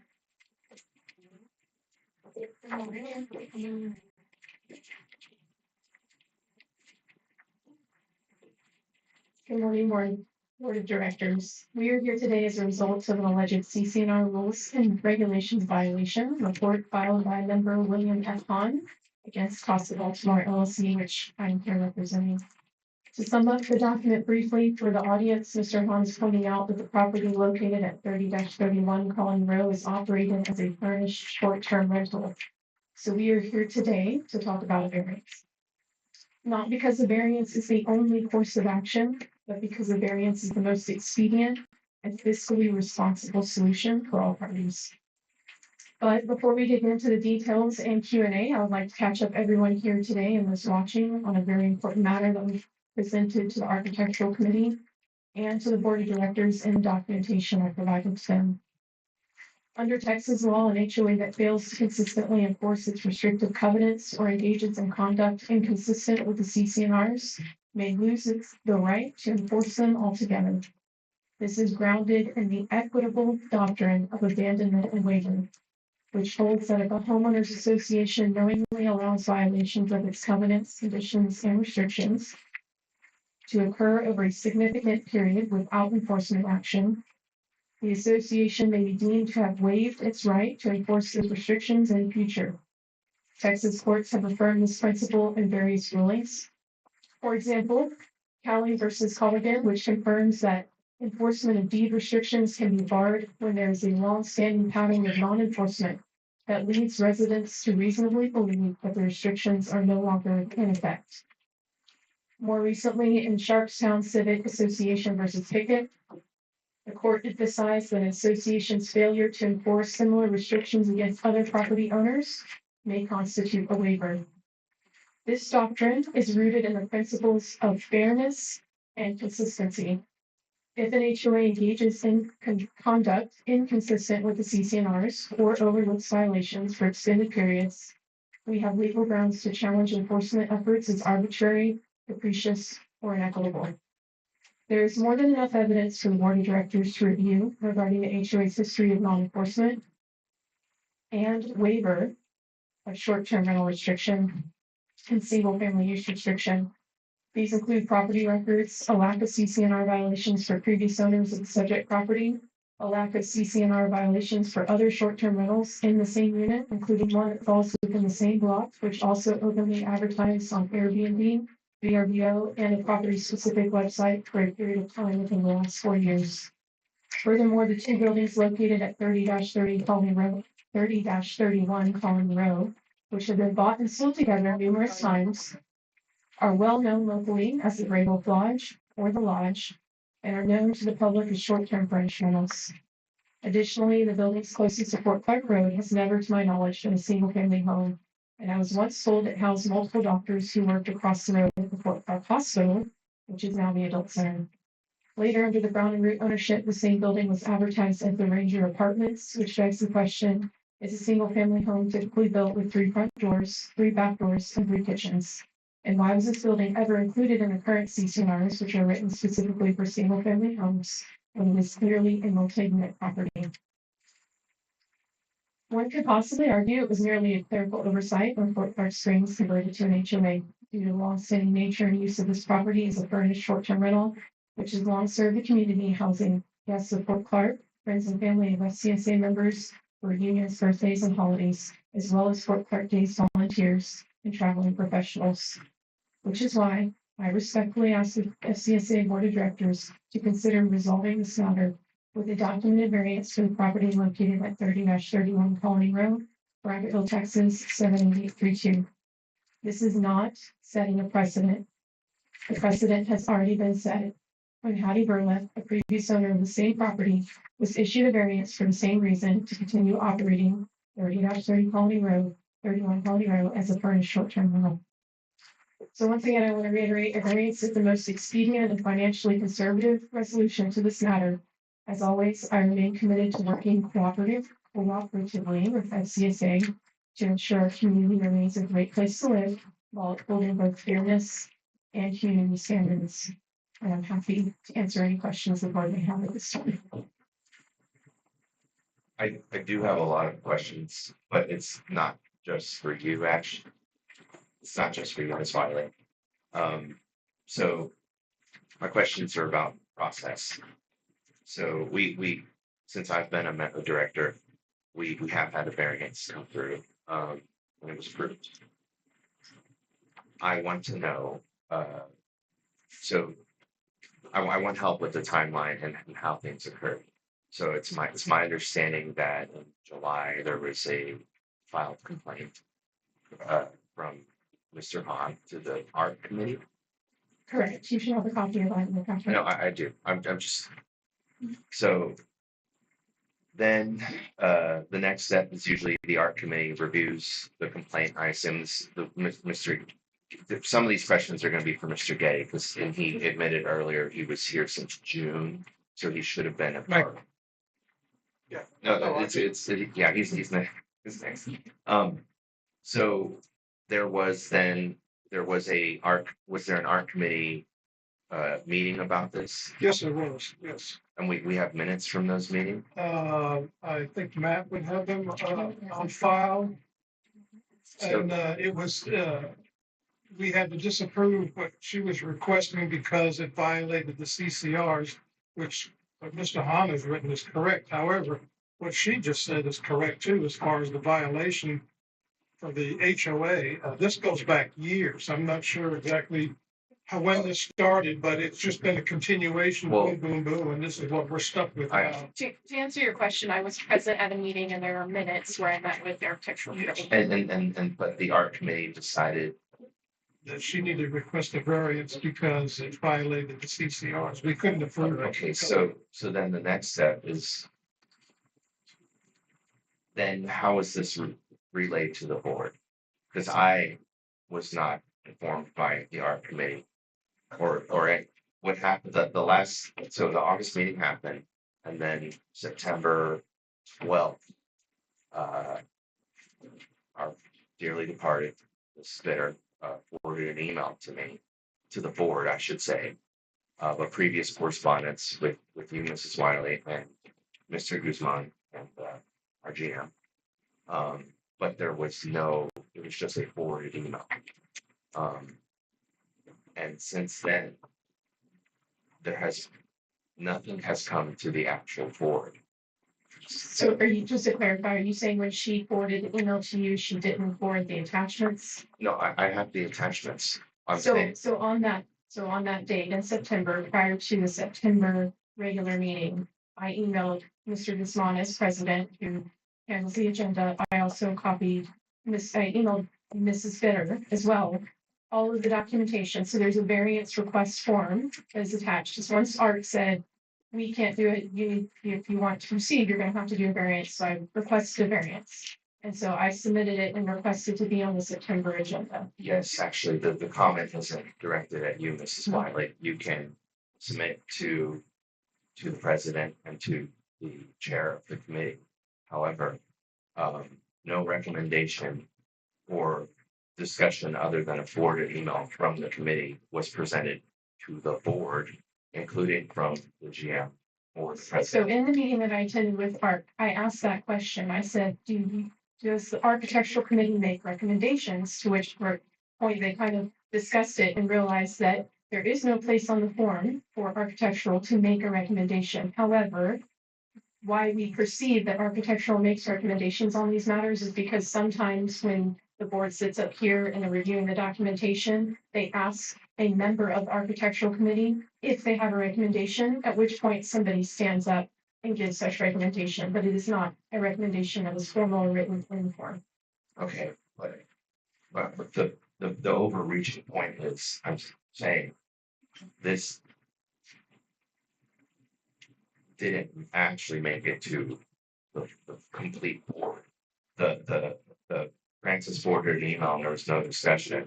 There's been correspondence between you, and this isn't actually specifically about you. It's that with the board, with the president and the GM, the other members of the board were not like.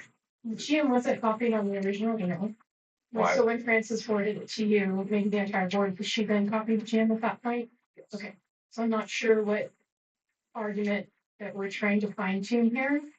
At that point, you would have had knowledge of everything at that point in September 12th, correct? When Ms. Fitter forwarded you the documentation. Right, and consequently, I made the request for this to be on the agenda as soon as it was possible for a meeting, which happened to be our October meeting, not our September meeting. So I mean, in a matter of expediency, that was the case. However, the issue is that I don't have record of an art committee, you know, review. I don't. All I have is an email forwarding this, which is not the same. So if there's record of an art review, if there's meeting minutes, and if that was presented to the board like normal, which has happened this year, this would be a little different. So I'm really trying to get at, because the premise of the arguments are about a non-functioning HOA or art committee, and there seems to be a failure in this specific case for exactly that, where the majority of the board was not informed what was going on by the art committee or by the president when it was happening, and that's problematic. But Correction, you got the same email on September 12th that I got. I only got a hard copy from her attorney that she gave to me. But we all had that email on September 12th. I didn't hold anything back because there was nothing for me to hold back. The argument that I'm making in my statement is that this has been ignored for decades. So this isn't an issue of whether you got the email in an appropriate amount of time. This argument of abandonment and waiver is that this has been going on for decades. So that's the argument that's being made here. And I just want to ask a quick question before we continue. And that is, are you going down the train of thought that because you don't have the architectural minutes in front of you, that we can't have a discussion further on this and resolve this matter today? The meeting minutes from that architectural meeting? But there's some that I mean, that's part of it. Because they don't make a recommendation. They're just denying it. They didn't report it to us either. He's right here. Well, the architecture committee is not answerable to the board. No, but the architectural committee is required to push variances for board consideration, and that's not what happened, even with a forwarded email. That's I not. don't know who does that. I honestly don't. There again, that was probably something that Francis took care of that I have no knowledge about, but if there's anything on it, Matt would have it filed away in his records. Mine is the minutes in our possession at this second. Francis sent out that email that everyone got. I became aware of you having it because you told me you had read the documents. So I knew you had it. And so we're here. You had the documents in September 12th. We don't physically have the minutes. But Mr. Katie, can you verify and confirm that the meeting occurred regarding that variance on July? Yes, it did. Yes, it Okay. did. And that's like I said, we had to disapprove her request because it violated the CCRs. However, with the argument she gave at that meeting, correct me if I'm wrong, is we pretty much agreed with her because it was one of those deals, like she said, it's been approved for decades. It just continues, but it's in violation of the CCRs all along. I'm not getting into the merits of that yet. That is, I will though, but. To circle back, when Francis forwarded you that email, it included Bill Vaughn's form that he filled out as proposed alleging the violation. It included the variance request form. It included a letter from me. It also included a letter from my attorney. And so again, are we going to stop this conversation because you don't have a copy of the meeting minutes from the architectural committee in July? I haven't said I'm stopping the Okay, conversation. okay, but we're tied up in whirlwind Well, no, here on this one fine point No, the process about you not matters. being noticed. The process Well, matters, there's but issues with the process, then that's another agenda item to work out, I believe, with our. well, but it needs to be on the record that this is what transpired with this particular variance. But besides the point, no, actually, the number one, the complaint was not included in that. It was 2, 3, and 4 or 5. It was everything but the complaint. Just to be clear, I'm aware there was a complaint, obviously, but it was not included.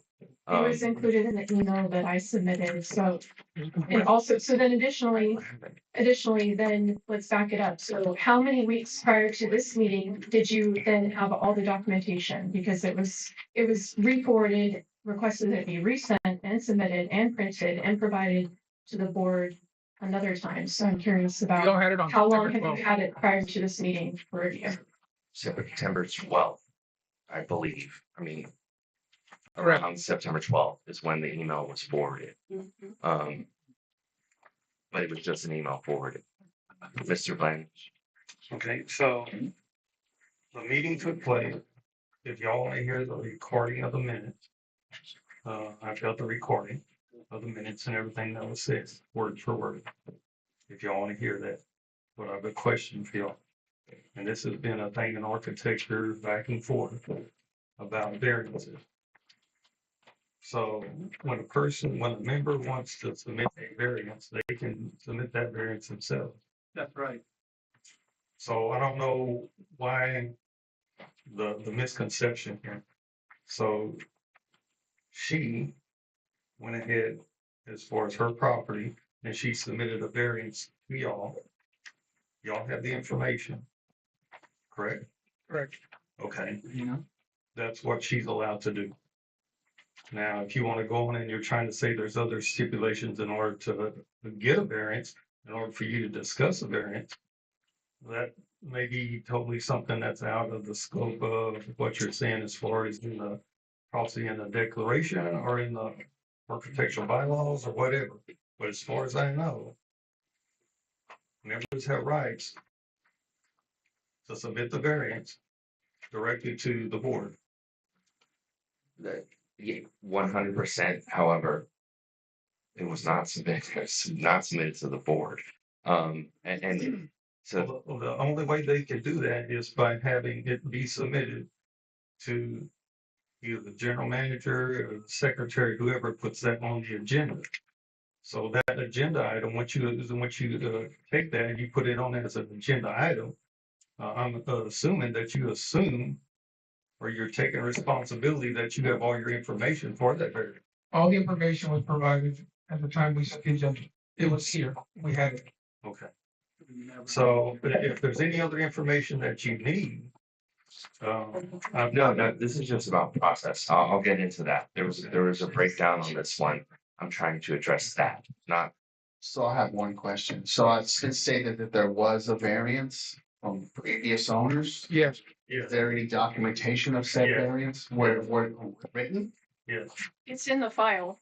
Is So it? let me go get a copy of that. I'll be right back.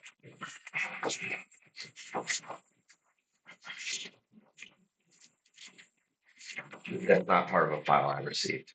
Yeah, I have not seen a copy of any written variance. So This- I was Right, under. I guess this would go into like, whose job is it to do what research, right? The file sits in the office and it has all the documentation in it. So it exists, so I'm glad that he's gonna go get y'all a copy of it. I just have one question, because I'm looking at all this, and the architecture committee says they can't give a variance because it violates the CCNRs. And it's my understanding that when I got a property here, I was given all the CCNRs. Each unit comes up with their own rules and regulations. That's correct. And so why wouldn't the easiest thing to be to get it off the records is for those in that unit to go back and amend their CCNRs? I mean. No. No, thank you. Hold on. I don't need back up just yet. Thank you. Okay, so it would be putting a burden, first of all, whenever somebody comes to y'all for a variance, your knee-jerk reaction isn't to go tell them to go meet with their entire unit and try to change their CCNRs to get whatever they need to get done. The process is that a variance is requested and it is reviewed by the board. So requiring Casa Baltimore to first attempt to change the CCNRs. So this would not be fair or consistent and will place undue burden on Casa Baltimore. If FCSA believes attempting to change the CCNRs is the next best step, then FCSA should take the lead and hold multiple meetings with all residents of Unit 21 and work out, in Block 9, and work out any and all updates the residents want to make to the CCNRs, because once you open that can of worms, like there's people who may want other things changed. So there needs to be lots of discussions on that. And then send out a final draft by certified mail, collect all the notarized signatures, and if the new CCNR is passed, file and report them at the courthouse. Then in my opinion, if you open that can of worms, then it would be fair to all members for you to repeat that process 30 more times with all the other units and their sections. I can tell you, as Anna well knows, I'm very familiar with the revision of CCNRs for Unit 1. And I can tell you also that the limited amount of people in Unit 21 block 8 or 9, which one is it? What? In this 15 people is much easier than what we've had to deal with in Unit 1. So I well understand the difference and understand the threshold and have gone through the process. However, Fairness and consistency again. So if you're not asking everyone who steps up here to ask for a variance to do that, then that's my response to you is that it's not fair to ask Casa Baltimore or me as a representing member of Casa Baltimore to do that first. That would be Mrs. undue Wolf did burden. not ask you to do it. She asked if you had tried to do I'm it. just trying to clarify the procedure.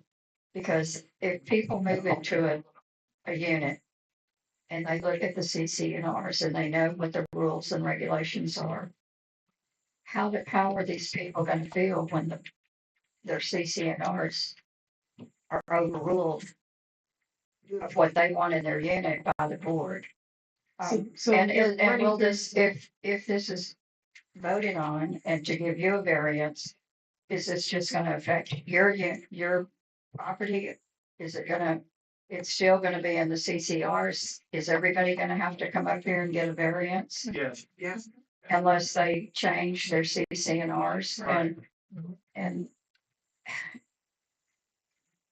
A variance by definition is a unique situation, and this is a unique situation. And when we purchased the property several years ago, this property had been owned and operated by multiple owners as a short-term rental. So the abandonment waiver argument has been in place for decades. So I appreciate what you're trying to say, which is maybe you're saying, are we opening a can of worms right now? We're gonna have to do this for everybody else, but specifically in this situation, this is extremely unique, and the variance has already been granted to another property owner for this specific purpose. It's not a precedent. I want to disagree. The burden of proof is on. Not the way that it was written, Jason. A variance should follow the property, right? But unfortunately, when we have, you guys didn't show up to be board members, experts at writing variances, right? I mean, and so in that case, in my opinion, it wasn't written correctly. And so it did not follow the property. So here we are again today, which is why I went out on a limb and paid my attorney to draft the variance, again, trying to help and take a burden off of court strings and also for y'all not to have to spend a bunch of money. I am well versed in variances. I can speak to Sharpstown, seriously, the listed case. And it is not the board's burden to provide evidence for the variance. If there's a prior variance that is part of your evidence, it is not our duty to search for your evidence. I mean, I was told that the person that got the variance was on the board at the time they got the variance. Is that accurate?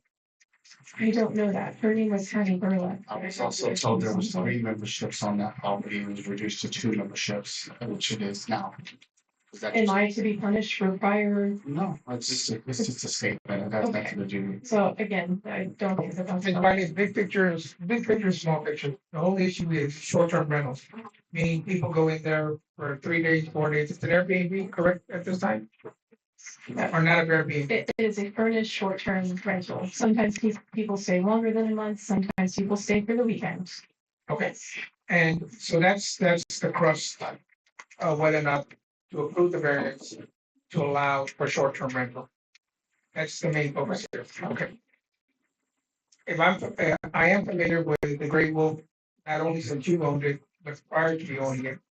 Fort Clark has used that, or the owners have allowed Fort Clark-based people to stay there during that time due to the generosity of previous owners.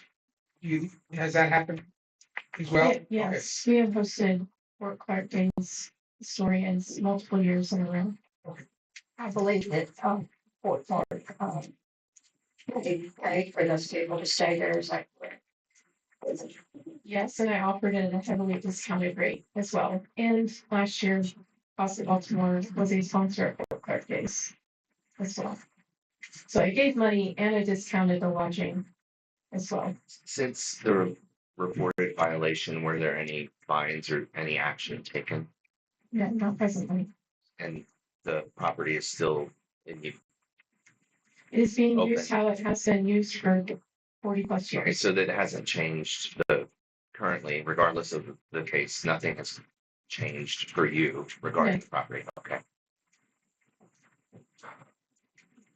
We're, again, they can look for the variance, but it's a verbal, this happened before even, or it has to be in recorded, there has to be evidence. But while they're looking, I can dig into the merits of the argument.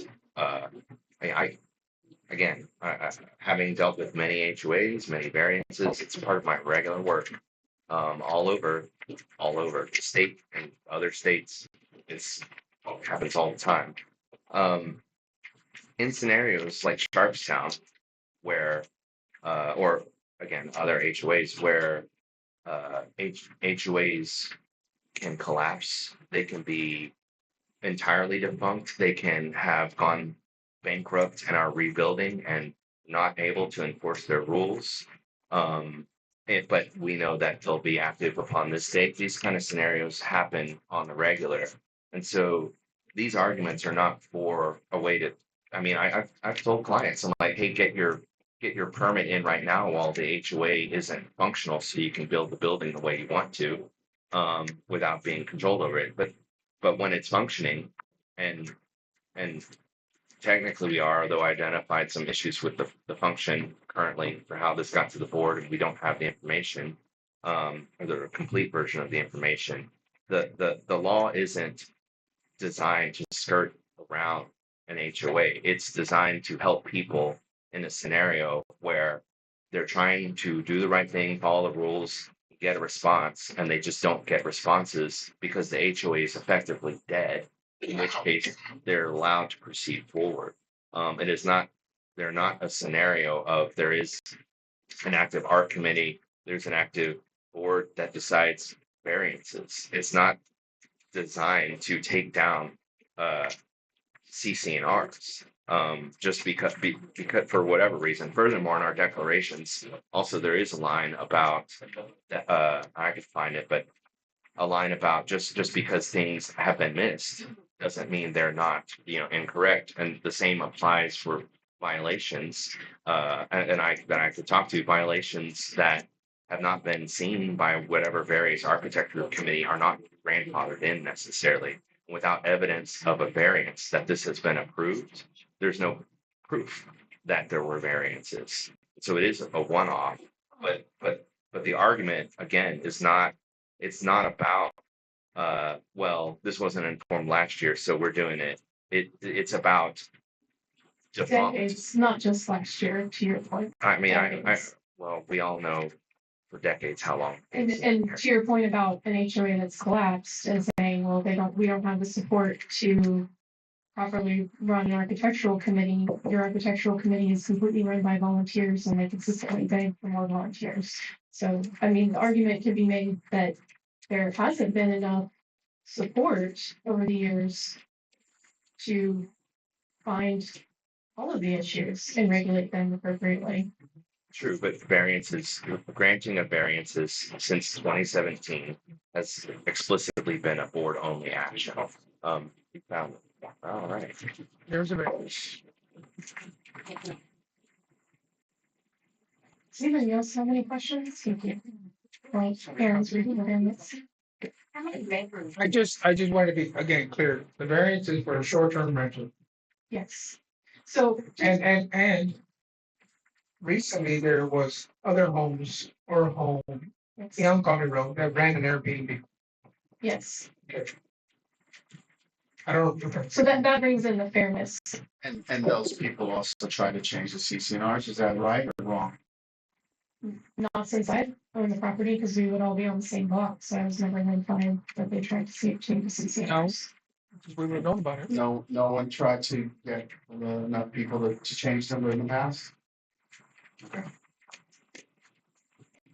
But it is interesting that 21.8 allows it and 21 does not allow it. Is 21.9 the only unit in here that disallows? So when I look at the documentation of the CCNRs, they were changed at some point. In 21. Yeah, so if you look at if you pull up the CCNRs, you can see that they were amended. So the copy that you could find on the website is like the amended where somebody went through the process to change the CCNRs. I have not gone down to the courthouse to dig through records to try to find the original CCNRs. Again, because the variance was already granted, this is the most expedient and fiscally responsible option to resolving this matter if lawyers are expensive. And if we have to start doing research and try to prove or disprove abandonment and waiver and go down that route, it's going to cost a lot of money. I'm trying to avoid that. I'm trying to be helpful. And maybe it doesn't feel like I'm trying to be helpful, but to me, this variance is the best resolution to the situation. One has been granted already for the same purpose, for the same property.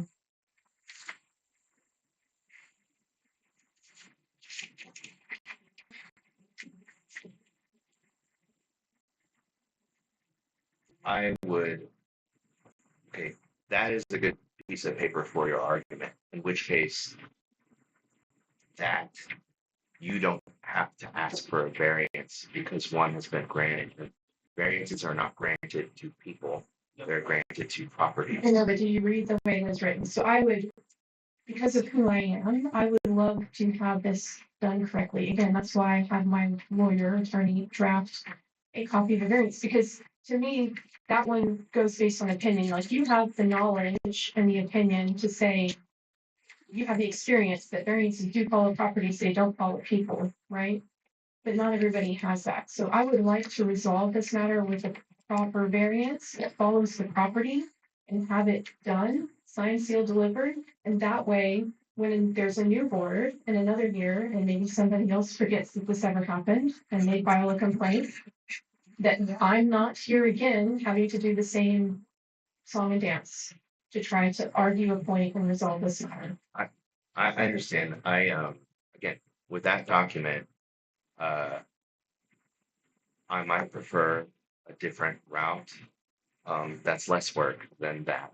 But I need to, I want to look at that more, and I don't want to, I'd like, considering tabling this, but I would argue that if I table it, it's not necessarily to the next board meeting. It might be a quicker, like, we do a special session thing, because that makes a huge difference in my mind, and I only just now saw it. I need to think about it. Like, I need to look at that, look at the CCNRs, which I have read, but I don't have them. And there's a whole other, actually, I mean, there's other points that have been brought up specifically about your unit, your block, which make it unique to, I mean, I didn't check every single unit, but I checked like 15 different units about the declarants, which was an interesting argument, that in your block specifically, the board is not on the CCNRs. And So just real quick, I want to back up. What other points and arguments and by whom, and when did you receive those? Because they didn't show up at this meeting, so I'm curious what other people and individuals brought up those issues So, I mean, regarding this matter. I wish I could tell you, however, I cannot communicate private emails to me as a director. But it's just, to me, it's not the end all be all. It's because that document makes a bigger difference than anything I've seen on everything. You understand from my standpoint why this is my first opportunity to present this and to bring this to your attention. So it's uncomfortable for me to hear that other individuals have been contributing to the conversation. That conversation has been had regarding this matter, but not in front of me where I could discuss it with you all. Let me clarify. There has been no discussion. Even, you know, No, when I say discussion, I mean dialogue. There has been a barrage monologue directed at me and others, and I don't respond to them. But I read what people send me. okay. FYI, if you got emails, they weren't shared with me, so I don't know what he's talking about. We were talking about that earlier. If we're gonna table this, which I'm not for, but if we're gonna table this, then I would like to request copies of any documentation that has been submitted regarding this matter that is thus influencing your opinion on it. For review. I mean, I just want to be a part of the conversation. No, I understand. I'm saying it's not a conversation. I get emails. From I people. understand. Yeah. I can read between the lines of what you're saying, but I'm saying then I would like to have copies of it because it's influencing, right? You're not responding, but you're considering, you're thinking about it. It's making you more cautious, especially in this situation. So, I would like to propose, as was done previously, not too many months ago, that it is possible to make a motion to approve something contingent upon review by an attorney. And that was done for Travis Huey when he was appointed assistant treasurer and the bylaws were changed. And so I just want to throw that out as an idea so that we don't have to have another meeting about this. This is come to my mind again regarding a variety of points made to me both here and in other ways. Unfortunately, the thing is that is a cost to the membership, as was brought up during that process. And I think I don't want to have to get into. I mean, yes, I agree. We can talk to the attorney. They'll bill us. They'll clarify some of this stuff. I'm actually hoping to avoid that just as a cost to the membership. Just as I was by having my attorney draft it. Right. So I'm looking to avoid that, but I'm very mindful that that's the thing. That would also slow this down tremendously. That's why I'm saying I just need with that piece, if I can just have a little bit of time, I would have a much clearer opinion on it because I only saw that today. And I want a minute to review it. To me, that changes a lot. It is very surprising that there was a written variance and no one has seen it, maybe not even you. I have, I've read through the files. But it wasn't shown to the art committee, it wasn't sent in the packets of anything. Did not make it to the board. We're digging it out of file folders here in the middle of the meeting.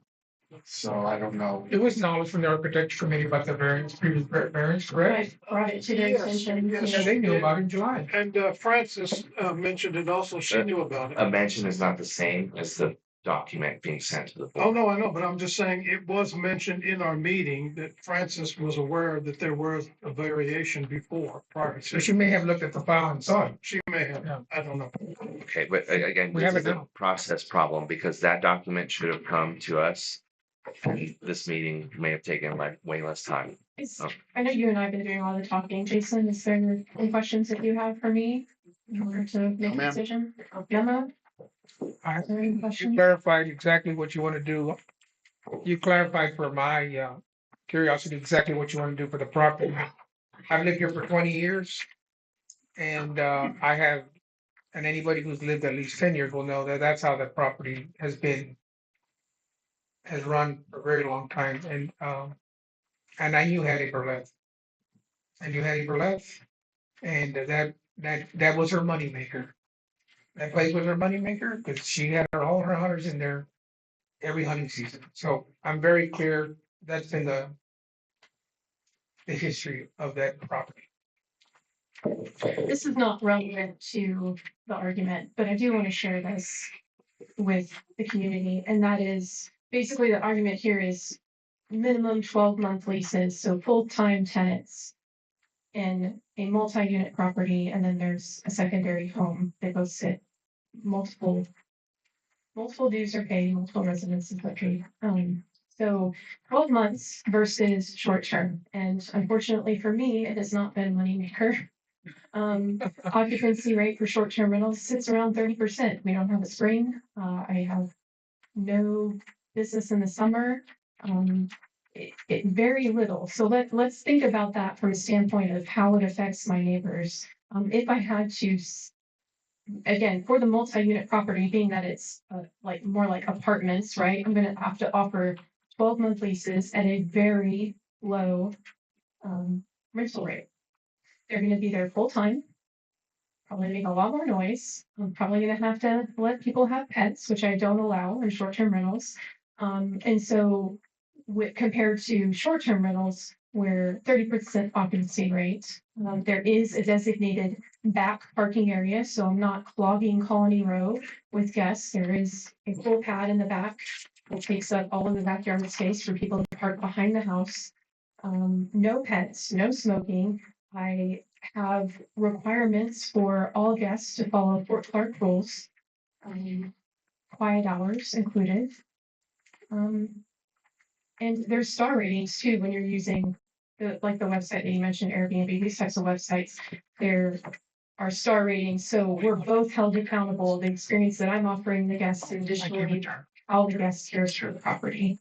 And so, presently, as a short-term rental, the property is a much quieter and better neighbor, in my opinion, than it would be if I had to switch to 12-month plus leases.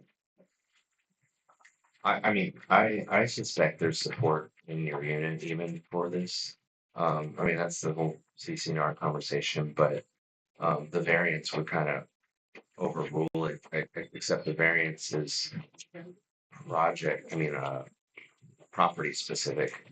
So it'd be the only property that could do it in the neighborhood if that were the case.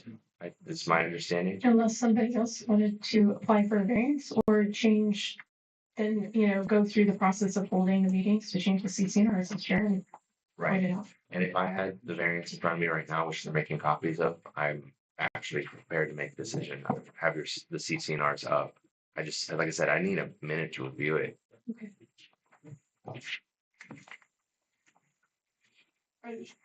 Are there any community members that want to? Community members?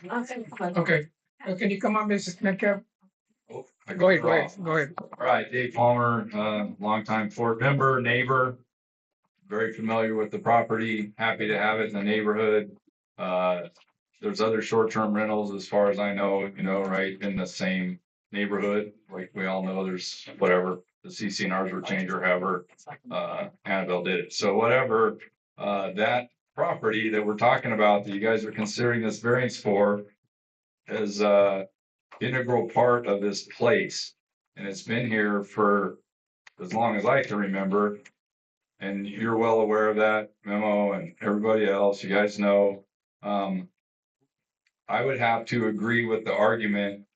We need to get things done on the board in the most expeditious and least hassle way to achieve the same goal. So if there's the same way to achieve the same goal, and one of them is easier than the other one and less expensive, which is most important, it seems like, given our budget and our,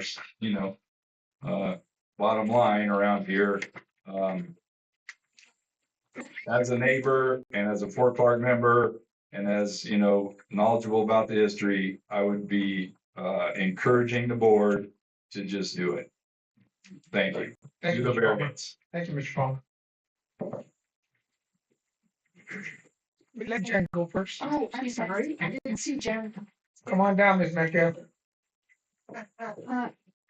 Jan Metcalf, how will this affect the Calvaryman condo and the other duplexes on Colony Road that do have short-term rentals? Answer that for me.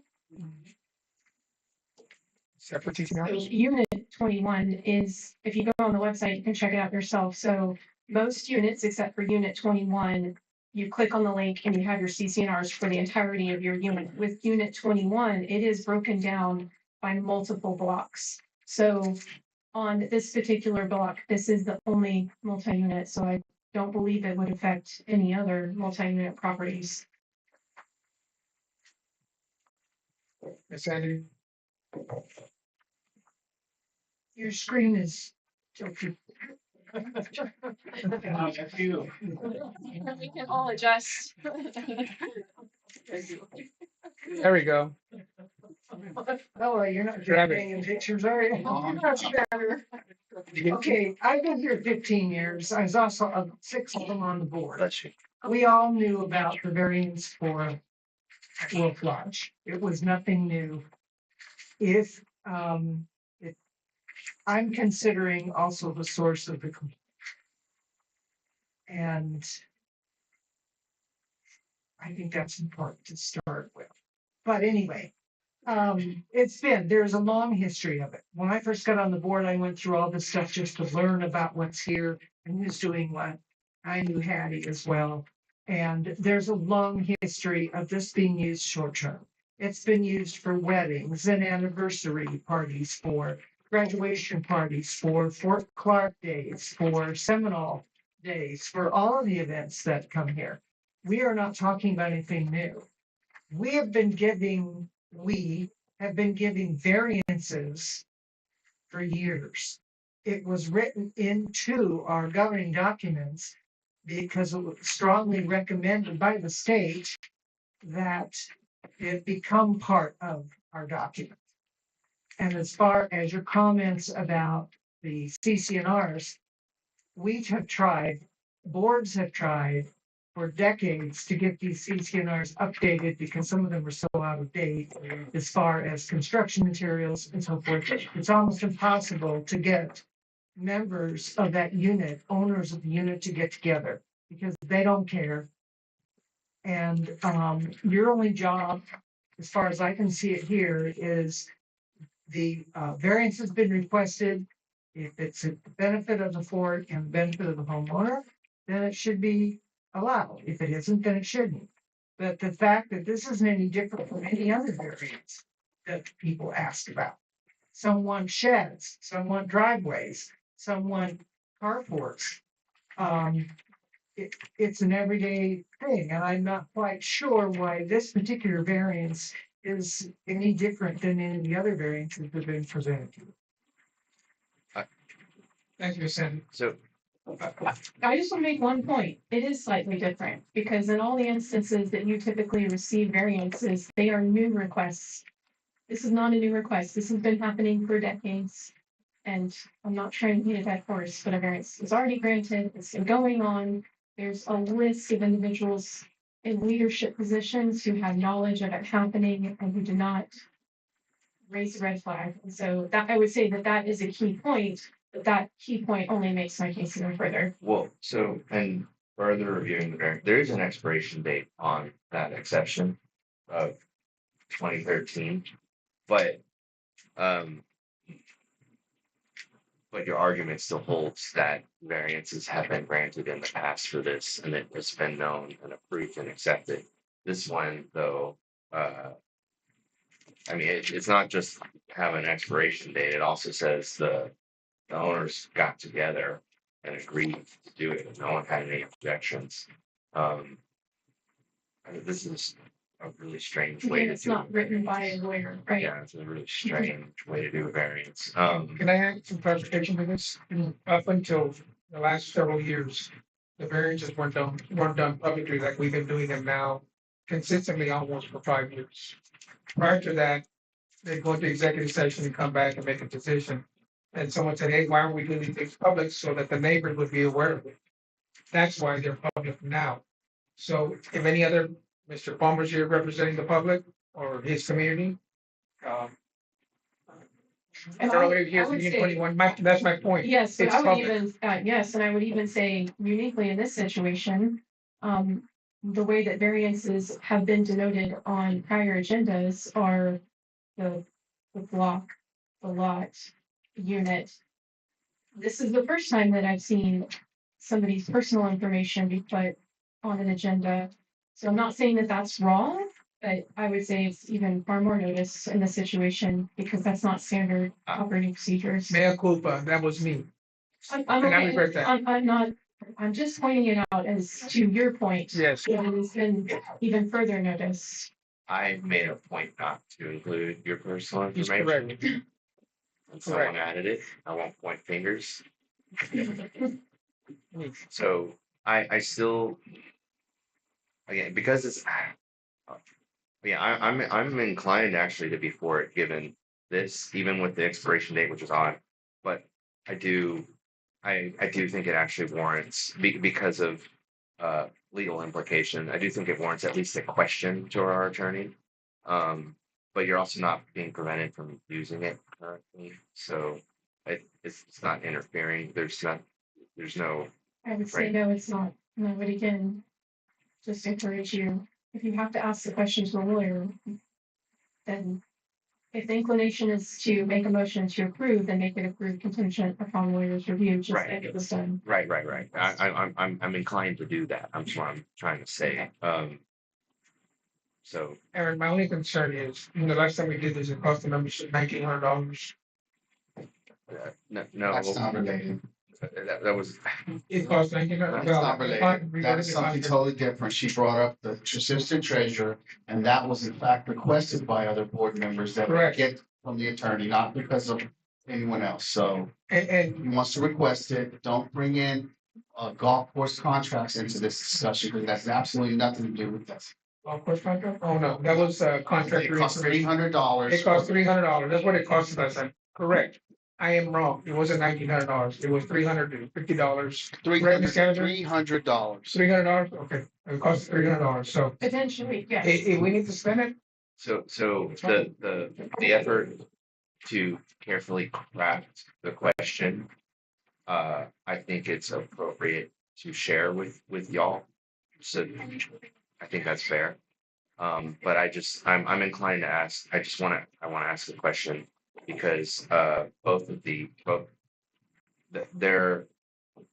this talks about legal action and unfairness, etc. And I understand that. It's not the only talk of legal action. So I want to be prepared with one question to our lawyer, at least. I think I'm reading between the lines of said emails that I have not yet requested. Okay. So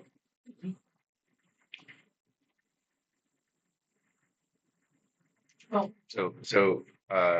I would say motion to approve tentative to legal counsel with our lawyer with a question. For motion to approve the variance. Motion to approve contingent on our legal advice from our HOA lawyer. to clarify that, Yeah. that is the variance submitted, drafted by my lawyer. So you're gonna use that Oh, well, just for your lawyer to review. yes. Okay. Yeah, Review which warrant this is just, effectively what this is a properly done version of this. Because this is strange, but this is normal. Anyway, I'm inclined to because there is evidence. It's been done before. And then, yeah, but I want our lawyer to chime in, which may take a couple weeks, but we'll try to craft the question quickly. I'll put a rush on it. Okay, so You're gonna ask the question or Ms. Cameron's gonna ask the we're question? good. I'll We'll correct the share with question. everyone what the Okay. question is. Okay. So motion to approve contingent on legal clarification. I make a second motion on that. All in favor? Same. Three wins. votes, one abstention. Abstentions. Thank you. Thank you, Ms. Wyman. Thank you.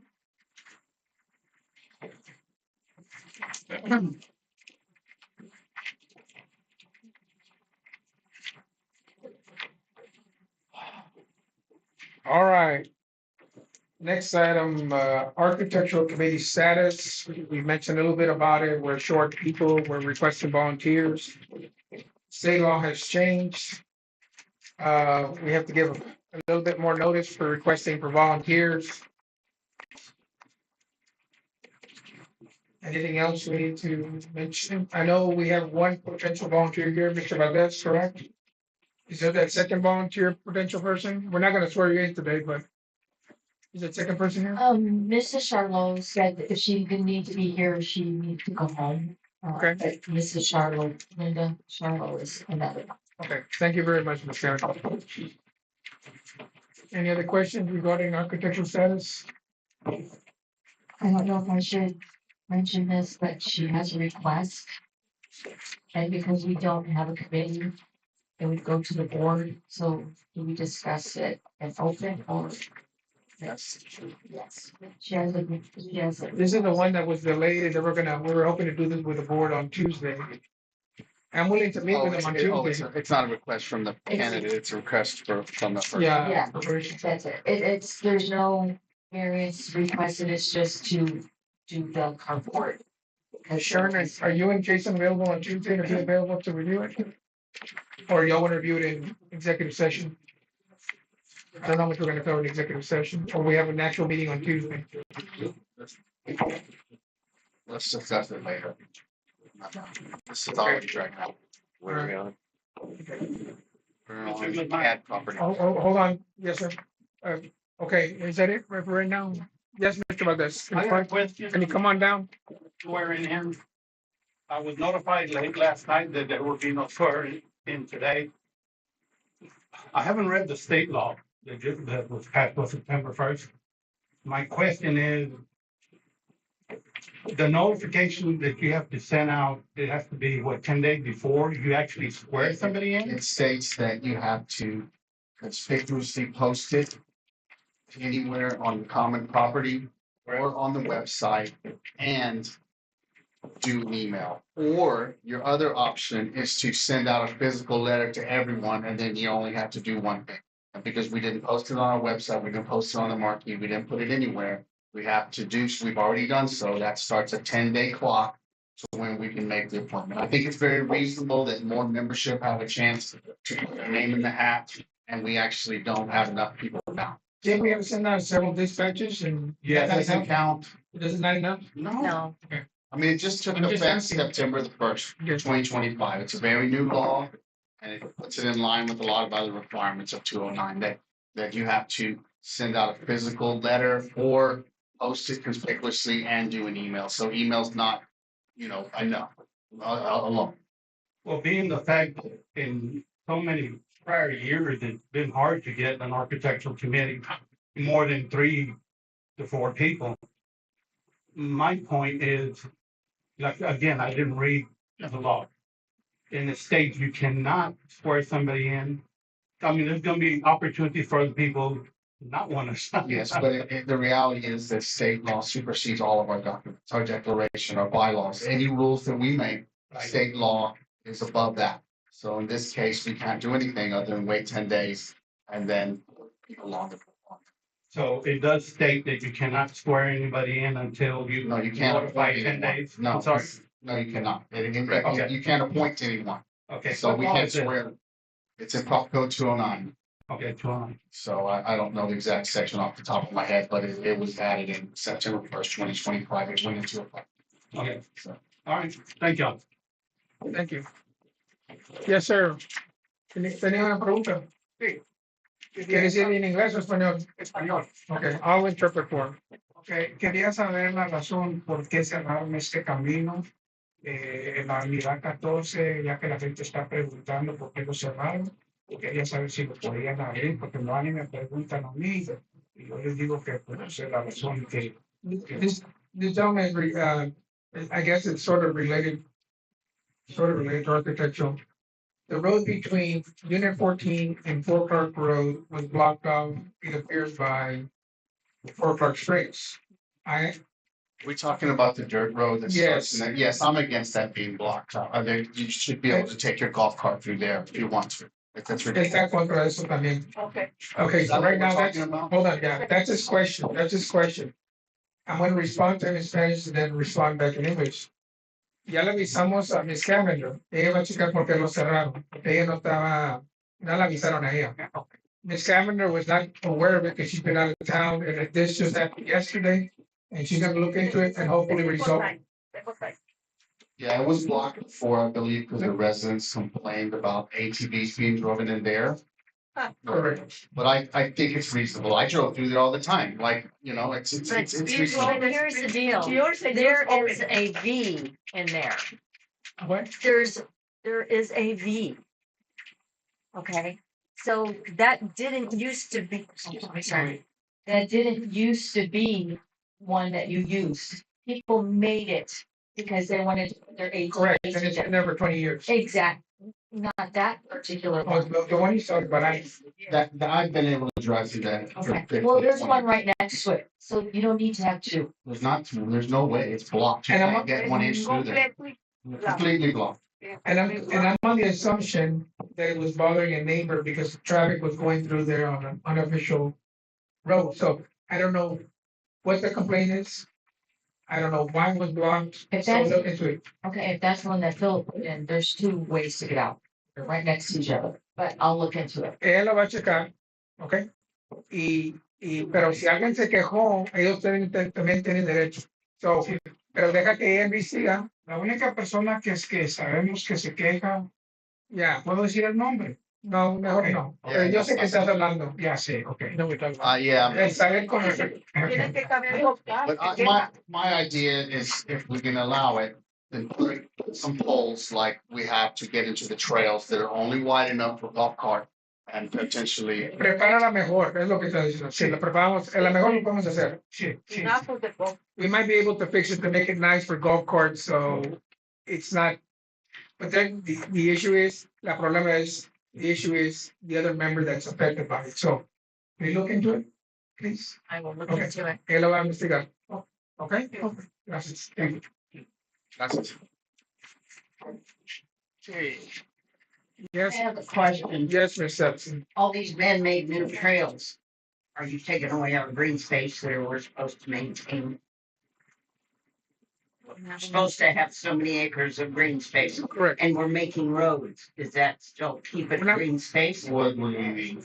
It's always been like a trail that you could drive through there on the But golf. there's a whole lot of new trails that aren't trails Oh, anymore now. I don't know. I think So we're is this already. one of I them? think I'm we're not already quite below sure. our green space threshold. I'm not excusing more Okay. going down, but I don't think we are meeting our green space threshold yet today.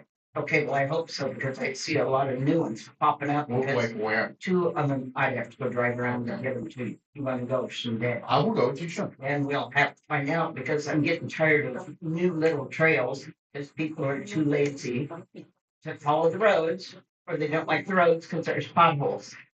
We're tearing up our own place. Let's put a stop to it, and let's put a stop to the hate. Thank you, I'm Ms. tired of it. I am With you. also tired of people hating. I'm gonna try not to hate on myself. All right. Next item. We need to decide, board of directors, if we're gonna choose to pay the full income, we're gonna pay the taxes, whether we pay it all this month or we string it out. Total amount, membership, our tax amount due to property, foreclosed property taxes are due to You wanna the wait appraisal for it to office. come back? See, you be here in a second. No, we're not in the pond. All right, go ahead. He's we owe taxes of $120,199.51. And how much do we save if we go ahead and pay it in full now? 3%. 3%, I believe. Henry. Yeah. 3% is coming? 3% is what we get now. It'll be less next month. I mean, we have 300 grand. We drop out 120, we're down to 180. We've got on the 20th assessments hit by another 20 grand or something. A lot of people pay on the 20th. I really don't think that we're gonna go negative if we pay this now. I believe we should save wherever we can save, but if we save 3%, I make a motion that we pay the taxes. We have to wait for Aaron to get back, make a motion. Yes, I agree that we do. I mean, we're gonna have to pay it anyways. So pay it the next month or whenever it is. There he You're is. still gonna have to come out of pocket on that. I don't disagree. I don't disagree that I think it's better to take the hit now than later, than to pay more later on, since we're tight with monies. So we're talking about the CAD 120, whether we pay it this month or in parts. Do you have any? You got a position? My position is that the we voted for it. We voted for the budget, which had the payment this month. And so to change that would be to amend the budget, which I don't really want to do because we just passed the budget. Why do you have to amend it if you don't pay it in that month? Because we're paying every month. So to deviate from the budget requires an amendment to the budget. Members, do you have any concerns regarding us paying for park taxes? You don't amend the budget, you explain with a variance. Thank you. That's business practice. You make a budget on your best estimates of what you're gonna spend, and if you change that, you simply explain. Thank you. Okay, well, on for payment. Let's, Make a motion? I make a motion that we pay the taxes now in this month to get the maximum discount available. And that in this fiscal year, that we set aside money as we can, so that we're not standing here wondering if we're gonna be able to pay our taxes and insurance next year. We can get it to the side and keep it separate, and then we will have the money, and no one will go, what happened? We don't have the money, we're getting too low. We will have it. We know we have to pay these taxes. We know we have to pay this insurance. We know it, and we should prepare for it. Maybe that was very long for a motion. Well, the motion would be for $120,199.51, correct? The motion should still pass. Okay, second, anybody second? I want to clean up the motion. Okay, Yeah, clean up. I'm a motion that we pay the property taxes in the amount of $120,199.51 this month. And be responsible. second, I second responsibility. all those in favor? Alright, Ms. Cavender, will you make sure that the taxes are paid before October 30th? Yes, I will. There's a lot of love there. All right. Moving along, Smithsonian, we've already talked about, unless we left something out. Then we fast forward to Building update. Mr. Long, All right. are we 100% done yet? we are at about 97% of completed tasks on the ledgers. I'm still double checking those to make sure. I encourage everyone to log into Buildium or go to the office and ask what your balance is. And if you're not satisfied with it, email me personally and I will make sure it is corrected for you. On another note, we turned off anyone that's paying with credit card starting this month. So if you had a credit card that was paying and you haven't changed it into Buildium, you're not paying this month. We had to take them out of QuickBooks because it was gonna mess up our accounting for this fiscal year. So if you're still on credit card or your neighbors or anyone you know is, please change it or your bill's not gonna get paid. Does membership been notified the dispatch? I just need to. I just found out Found out what? that we just turned them off. Well, I wasn't told. I didn't know. well, because didn't you say that QuickBooks wouldn't do us anymore if we didn't get the assessments out of QuickBooks? I thought that was a well understood thing, that we could not run them in QuickBooks anymore. I'm just saying I didn't know until just now. Oh, all right, well. Should we, is this enough time? To make this drastic measure? Yeah, I can, we will dispatch it and we will, have our whole team working on. They've worked on it already. Okay, They've only got, I think Gabby only has 4 more accounts that she can't find, so everything's done. there you go. See, We're on I top of it. hired her. Okay. Iron Lady too, all right, thank you. Anything else, Mr. Long? And I have some other options for getting Buildium up to date and integrating it with QuickBooks that I've been discussing with various accounting firms while Ms. Cavender was gone, and I will be meeting with her and moving forward as fast as possible. Thank you. Moving along. Any questions regarding Buildium, membership? We'll see. All right, number 9, this was an item of last month, for the board to, vote on to revert to accrual accounting effective fiscal year 25-26. I'm still in favor of moving to accrual accounting, and we're on that for the entire history of the fort until like 2 years ago. And I would like to see it return because of our diverse business that we are running outside of the assessments. Go back to this business is what most large companies use.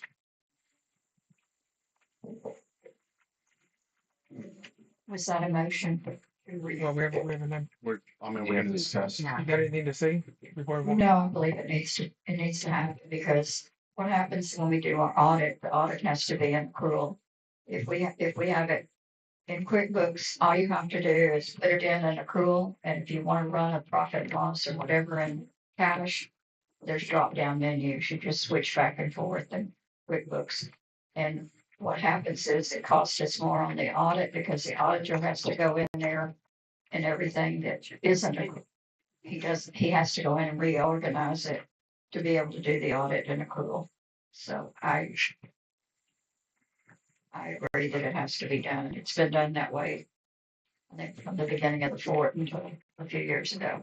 I haven't checked the back. We have a profit and loss paperwork in the back, No, I didn't get it. so we haven't done it up to now because we're not on accrual. No, we haven't done it because we haven't had a bookkeeper since June. And we have not migrated the money incorrectly from Buildium into QuickBooks, so they are not connected. And so that's why we are all doing everything we can to get a bookkeeper in here to help us bring it up to date. We can print out a P&L, but the money is not in there correctly into QuickBooks out of Buildium. So we need to get a bookkeeper to reconcile the bank accounts, reconcile QuickBooks, and do a lot of work that we do not have the manpower to do today. What's your estimate on how long it would take a company to do that? Month. A qualified company a month. Hey, Scavenger, is it we already started the fiscal year? We're still okay with going accrual after October 1st? So my only concern is this, is if you don't start the fiscal year out in accrual right away, some of the bookkeeping firms that I've talked to, you have to save the same accounting that you started with. So I can't tell you. I don't know how long it's gonna take for us to find a bookkeeper. And yes, you have to start out with accrual or you start out with cash. That's what I've been told. So we're gonna have to flip a quarter? I believe it can go in October. We can start October 1 as soon as we get a bookkeeper, and we don't even have the budget in there until the end of the month. We don't even have a budget. I believe We're on October 18th. when we switched to cash basis, we were not straightened out on October 1. We were still in the process of doing that, and then they got it corrected up to that when we switched to cash from accrual 2 years ago. Okay, so I motion that we switch to We haven't accrual. heard from the membership. Does anyone have any concerns regarding this matter, members? Okay, I make a motion that we switch to accrual accounting starting October the 1st of this fiscal year. Retroactive, correct? Yeah, well, yes, we have to start on the new fiscal year on October the 1st. I second. Okay, we have a motion and a second. Motion and second. What is everyone's vote? In favor? Unanimous. Thank you.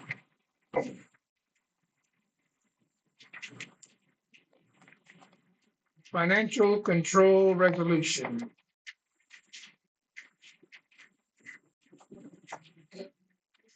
Mr. Mendes.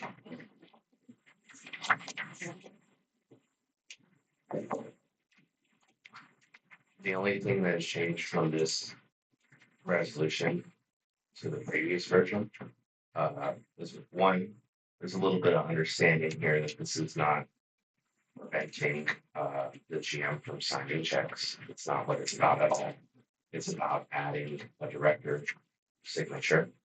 To this version, I made if the treasurer has, I've always been of the opinion that the treasurer, in addition to the duties of monitoring the bank accounts, should be aware of the expenses.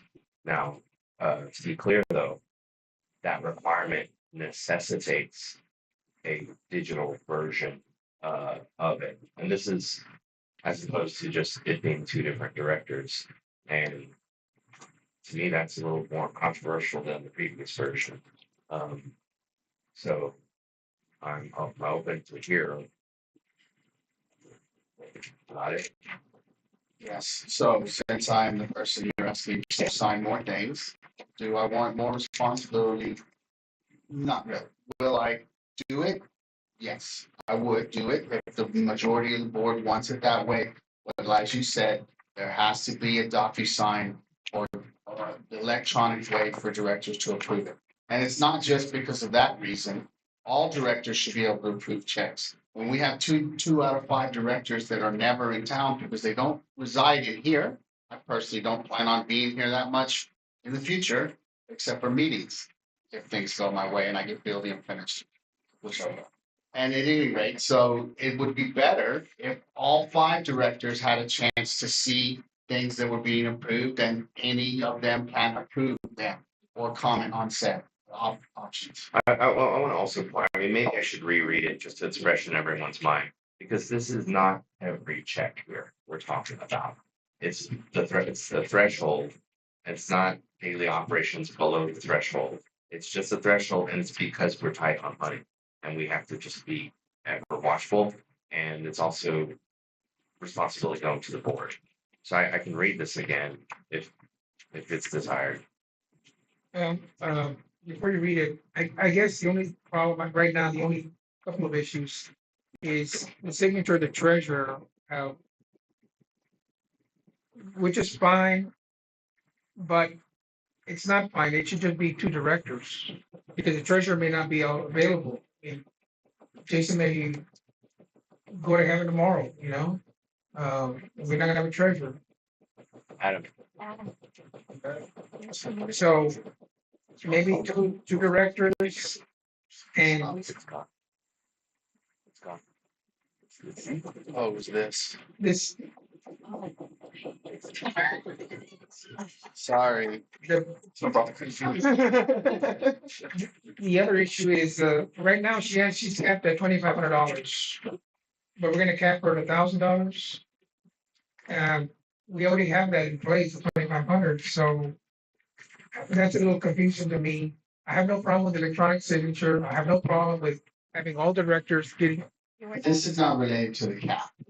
I have to go, I've signed checks for $26.59 for a Frito blade bill at the golf course. Okay, so it doesn't have to do with $2,500 limit. There's a $1,500 limit on her spending to which she doesn't have to ask approval, but she has to notify for. The $2,500 limit is for her to, we have to approve any non-daily expenses more than $2,500. So it's $1,500 to notify, $2,500 to approve. Every check has to be signed. So these are not related items, those totals. Okay, so but what's 1,000? Yeah, the 1,000. If it's 1,001, she needs to get her approval. The 1,000 is that you don't have to ask any, if Dr. Director Mendiaz can correct, but the 1,000 is that you don't have to ask for anything under $1,000, and I don't have to sign a Frito-Lay check. Is that accurate? No. No? It's saying that I have to have approval for $1,000. Well, see, that would make more sense, Jason, that you and I don't sign Frito-Lay $26 checks if it's gonna be less than 1,000. But you have to, it's in the declaration. Yeah, the 2 signatures. We have to have 2 signatures on every check. So we're doing now, it's just not 2 directors. It has to be 2 directors. Anyway, Yeah. we have to have 2. Yes. If we just finagle that a little bit, not to tighten it up, but loosen it up. We're working with antiquated documents. So we have to do 2 signatures on a check, but you could buy $700 worth of things on a credit card that aren't a daily expense. No one has to approve that. And you can make an electronic ACH payment for $999, that's not a daily operational expense. No one has to approve that. But Frito-Lay, I gotta sign No, $26.99. this is a valid point. The statement is about credit card spending because we don't really have a credit card spending rules in place because the rules were created before credit cards, perhaps before paper. So We're on Chris and, Bellman, or whatever they were called in those days. So just a quick question, just so I can clarify. So I understand, there needs to be some sort of policy in place. So when we pay our like Rio Grande or our electric bill, which is $4,000 to $5,000, then we don't want to do that. other than That's a daily, day-to-day that's a daily operational. thing. It's not. You already know you have to pay the electric. Right? Because we usually do it with the credit card because we get points No, I and, mean, and, I'm and not, we get free Amazon. I'm not for you asking me to pay the RGBC. Yeah, this is not operational. This, an example would be Sure. the board television setup, Yes, that which you had me buy. was an Amazon purchase, required approval. Yeah. There's a credit card approval. There were no checks signed, but now this is saying there needs to be a documentation. Sure. I mean, we knew this was approved. We did it before the meeting. Yeah. But if we had to have a board meeting every time to do that, this is like, hey, Good. just needs an approval. That's it. I mean, beyond that, then the limits on how the credit card can be used also. are- And I have no issue with the credit card. And a lot of things don't need a signature anymore. You can pay things from your bank, not require a signature. You can do a bill pay and they'll mail a check. No one signs it. The bank prints it and sends it. So there's many ways to spend money now that doesn't require ink and someone's hand. And that's covered in here. So for record keeping, it includes ACH payments, transfer confirmations, credit card statements. All these things have to be maintained as part of our records. So I'm good. This also in a way protects you. Like, because if we approve that you bought something, no one can say, why did you do it? They're gonna anyway. Well, okay, well, no, but that's the point, is it's assigning the board responsibility for these things to make the decisions. I have no problem with it at all. I think it's, the board, we were elected to look after the finances. And when I went back to do some research in October of 2023, when we got the ERC money, we had $741,080 in our bank account. In September 2025, we've got around 240,000. The board needs to know where this money is. They need to be involved. People ask us, where's it going? We just need to get a tighter grip on, that's 500 grand that in the past 2 years that came out of the ERC money. So the ERC money is basically gone. So we're just trying to get a better grip on it, to know where it's going, when it's going. And when people ask us, we don't go, I don't know. Well, the money, sharing the money, the ERC money was all spent on the board. It didn't go up in smoke. And I'm sure there's an invoice for every penny that was spent, specifically the taxes and the insurance have hit us hard. And the issue of not enough money coming in. So this is where we're at. ERC money was not thrown down the toilet or blown or burned in smoke. So I want to be clear on that. Also, this board has approved every expenditure just about, with the exception of a few things, since April 1st. So we're all responsible for all the expenditures since April 1st of this year. Again, my only concern with this resolution is the treasurer. I don't mind 2 directors. If you all want to, if they don't want to change with it, so be it. The 1,000, I think, is a little low, but whatever the majority decides. Well, I just think it's a first step in getting control over where the money's going and being able to account for it. Because we've been running deficit budgets and we need to make sure that we're on budget this year. It's going to be a tight year. We cannot go over budget. We have to have the budget in there. We have to be on the pool. We have to also know what cash we have in the bank. And that's all we're trying to do, is make sure that we're doing our job up there and looking out for you guys. I have a question for the board or the GM both. If 1,000 is low, what is reasonable? You mean percentages for non-essentials, like, Not operational, but approval that requires. I would say what it is 1,500. I'm okay with 1,500. And I do want to clarify, the board, even, because some of you are new and have only been on here since March, the board has known every penny that's gone out the door. And it hasn't been frivolous. And I know they mentioned many times, the events and stuff like that, that we spent money. So, we obviously cut all that out. But at the end of the day, I do want people to know that we did bring in funds for events. Though we may have only broke even, we didn't go in the red for that. I mean, just to To clarify. be fair to you, that the money from the ERC, you was probably here half the time that money was spent. So you showed up, it was new for you, whatever. You continued with the spending that was already happening, I believe, in general, the same levels at least. Yeah, just just our electrics, our utilities, and obviously repairs that we've now, since, Aaron's been on board, should be in restricted budget, which would have helped operations a little bit. So, Are we considering approving this today with a $1,500 limit addition, or we're going to kick it back to the next meeting, or what is the recommendation? We're gonna go with 2 directors or treasurer and director. I'm fine with reverting it back to 2 directors. I don't have a problem either way. I'll go either way. Okay,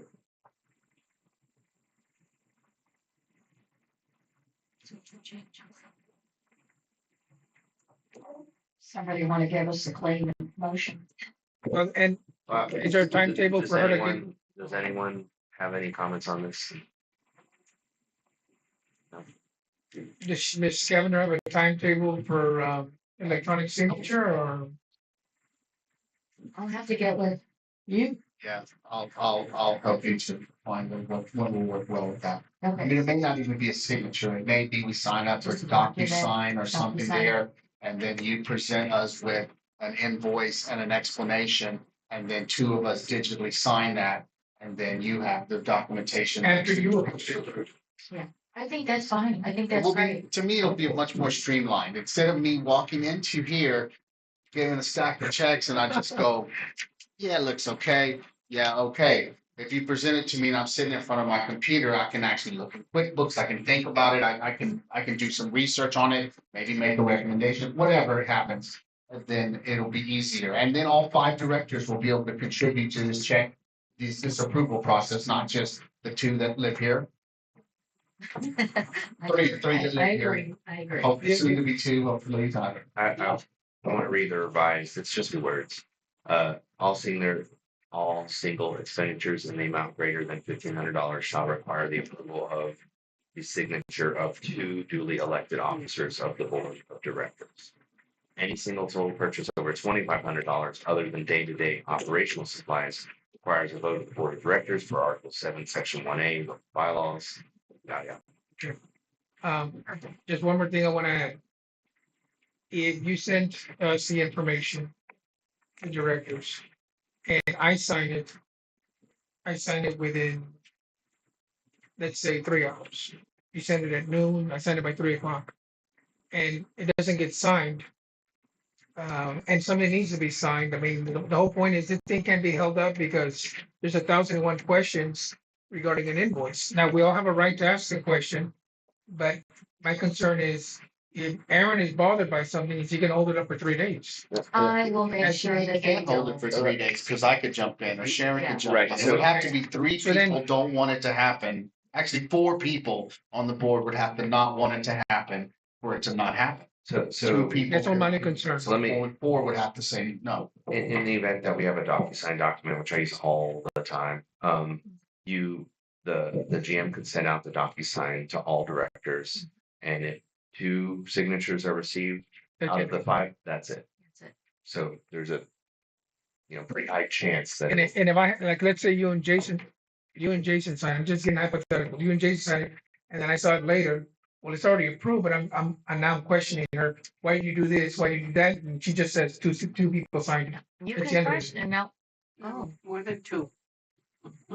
No, yeah, you, obviously anyone can question or Yeah. whatever. No, look, has anyone ever held up a check for a poor reason in your knowledge? To my knowledge, no. What holds it up is people don't want to come down here. I So mean, one time I walked in and we were hiring, one consultant for the one firm for our audits. And the guy's father was doing our taxes. So we were supposed to pay for the audit, but the bill was written out to the father who was doing our taxes. And I'm like, no, there's supposed to be two separate companies handling this business, and I refused to sign the check. And it was corrected. And then there was a separate check issued to the auditor, not to the tax people. So this is the kind of thing that might come up.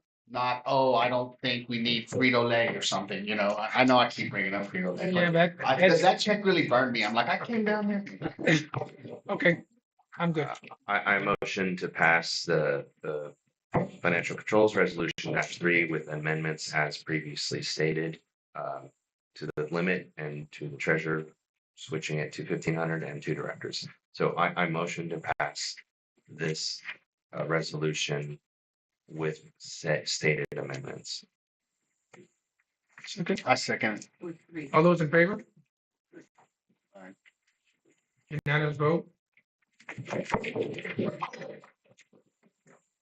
Can I ask one question about the checks that are being paid? I know that, board meeting boards that I've noticed, you have a list of, like, I'm gonna pay all of these checks, and there's a list of the checks that are being paid. yes, ma'am. Could we have, maybe just have that list each month? Yeah. Or every Every time we check, every time you batch the yeah, checks? we have batches and then. If we could just have that to look at. Next item, restricted budget. It's kind of like three items, bulldozer and landfill costs, but they're all related. You, I just, I glanced at the restricted budget. It was issued as a draft budget. It needs a lot of review. I would like to table it and consider a special meeting just for reviewing it, like the budget. I agree. I got all the numbers off of Jason's graph from the restricted, and I plugged the amounts in of what I know that we spend, but it doesn't matter the months. I put it in there because I don't know when it's gonna happen. I believe, No, I believe that the point of the restricted budget is for future well-planned options generally, unless it's something, so like if we come down to the Dickman, we need X amount to do it. We budget that into that. So, okay, that would be something that I can't tell you Right. how no, I so- would know that. So in this regard, the explanation, so the motel would be in there and Dickman would be in there. And then it would also be clear how much money we need, which would be justification for fundraising or what, the ever unpopular, assessment. But given the timeline of the needed repairs, you budget when you do these things, so we know we need $30,000 by, in 1 year's time. So we do that, and we also would see the money coming and going. That's the whole point of the restricted budget. And again, if we were to add every single building and all the things it need, it would always be the actual cost to repair them would always far exceed what we have, but it's where we budget what we're doing when we're doing, it. So we keep the thing steady and going. And I agree, but you all wanted it like now.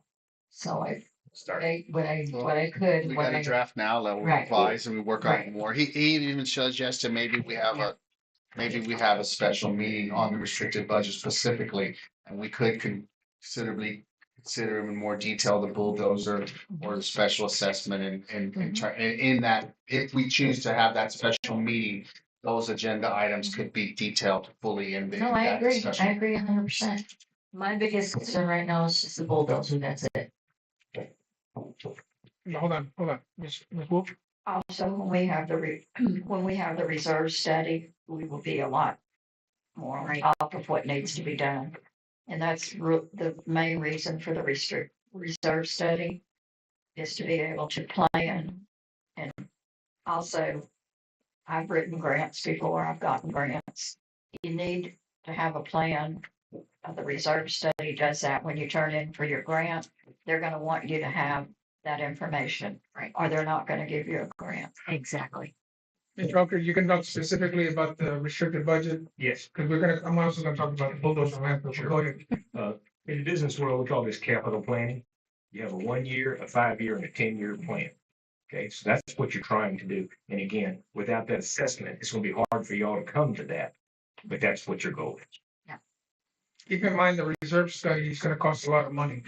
And we haven't gotten there yet, but that's where Well, we're making headway on that. because we've never had a reserve study, we've been doing really, well, I'm not gonna say something that negative. We've been band-aiding the motel. Oh, let's fix a post for 15 grand. Oh, let's go and do this for 15 grand. Let's do this for 15 grand. We might have spent those 15 grands on the reserve study 10 years ago, and we might have actually not be asking for special assessment for motel, or we might not have been in this situation because we would have been informed about what we have and what we need.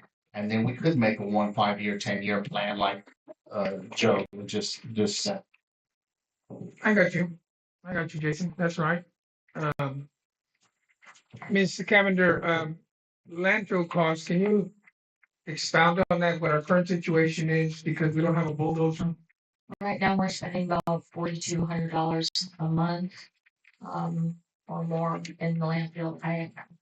I think have to research it fully, but we, that's about what we're spending. And that's because, I'm sorry, because we don't have a landfill. Yeah, We're not using the landfill. we are, right, we're not using it. Is this number in the budget, the 4,200? In our budget right now, The- no, it was based on what we were using before. Okay, just to know, this all mixes together. Yeah, Okay. Okay, so then Mike, we're heading to this. So how long have we not been using our landfill? for about 5 months.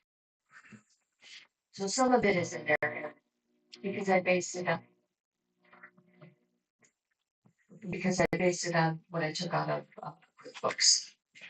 So leading up to that, we haven't, there was a couple of months ago, we were thinking about doing the bulldozer. The one that we could have gotten has gotten away from us. We haven't had any bids on new bulldozers. In your best estimate, is the membership paying more money right now for garbage removal compared if we had our landfill and our bulldozer to pay? Currently, we are spending more than we need to. The repairs for the bulldozer would cost about $6,000, and then we would continue using a 1970 bulldozer, which could break down again. You take your chance on old equipment. Most of ours is old. Bulldozers run anywhere from 40,000 to 90,000 used in our price budget. That's what I looked at. What is wrong with it? Hold on. I have to get the exact information out of.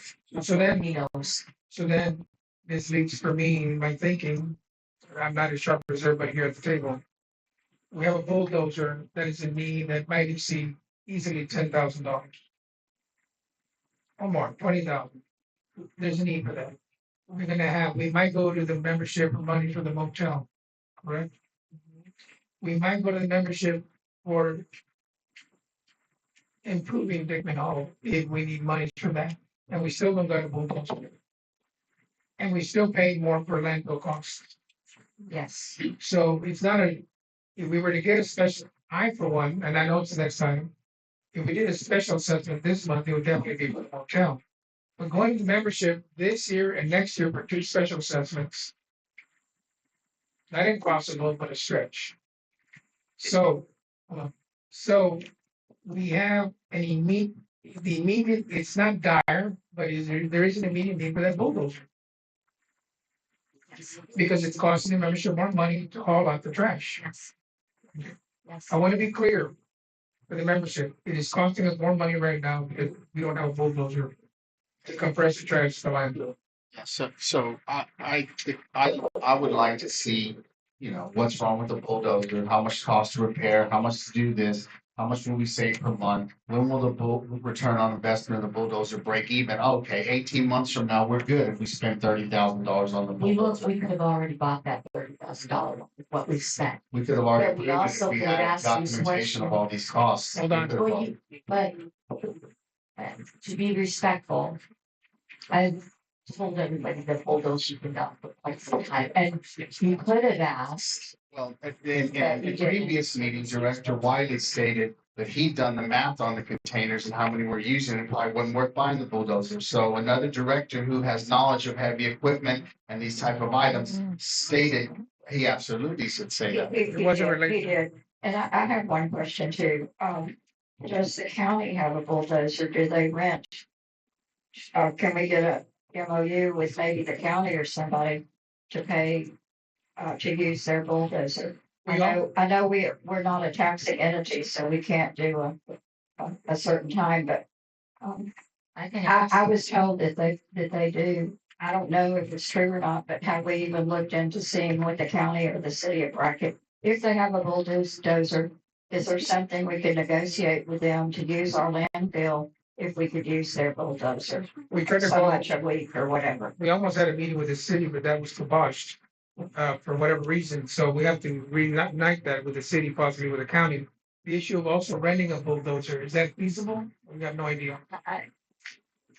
In this situation, I really don't know. I'd have to ask them, but then I'm gonna have to ask for another meeting again.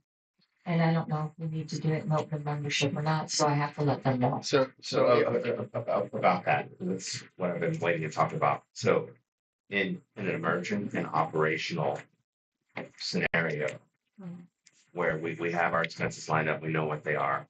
That is when email flow comes into play. We've discussed this ad nauseum, but if a clear numbers presentation shows the board that we are bleeding money by not pulling the trigger, but that needs to be made, that's been tied to budget, et cetera. That's what needs to happen. In which scenario, if the board knows we're bleeding, you know, the difference between trash haul off and a bulldozer running is $2,000. And when at that point we're losing $2,000 a month, and at this intersection, as Jason's talking about, exceeds the value, we can make that decision. But that information has not been presented in that manner, which is what Mr. Long is asking for. As far as the cost of the trash haul intersecting, the cost of the replacement, the value of the replacement, how long it takes, all that is pretty straightforward. But the numbers, I mean, we've been given a cost for the bulldozer. We've been told it needs to be replaced. We've been presented a replacement bulldozer. Trash keeps moving, but the comparison of all of them, if that can be presented, that is something we can vote on without having a meeting for our governing documents, because it is emergent, it is operational, and it's also a capital asset, which is part of our capital budget. Let's do the bulldozer. So the short-term answer is, if you repair it, you're gonna save money. You just don't know how much or how long. So that gives you time to go to the next steps and get 5 bids on a replacement bulldozer, what you need, and or investigate renting it if it breaks down again, so you don't have to go back to dumpsters. So it's really, for me, it's really kind of simple. You just got 1, 2, 3. You're saying $4,200 a month is what we're burning now. If you're saying $4,200 a month is what we're burning now, and if that $6,000 repair estimate is good, if it doesn't break in 60 days, then we are $1,800 in the black.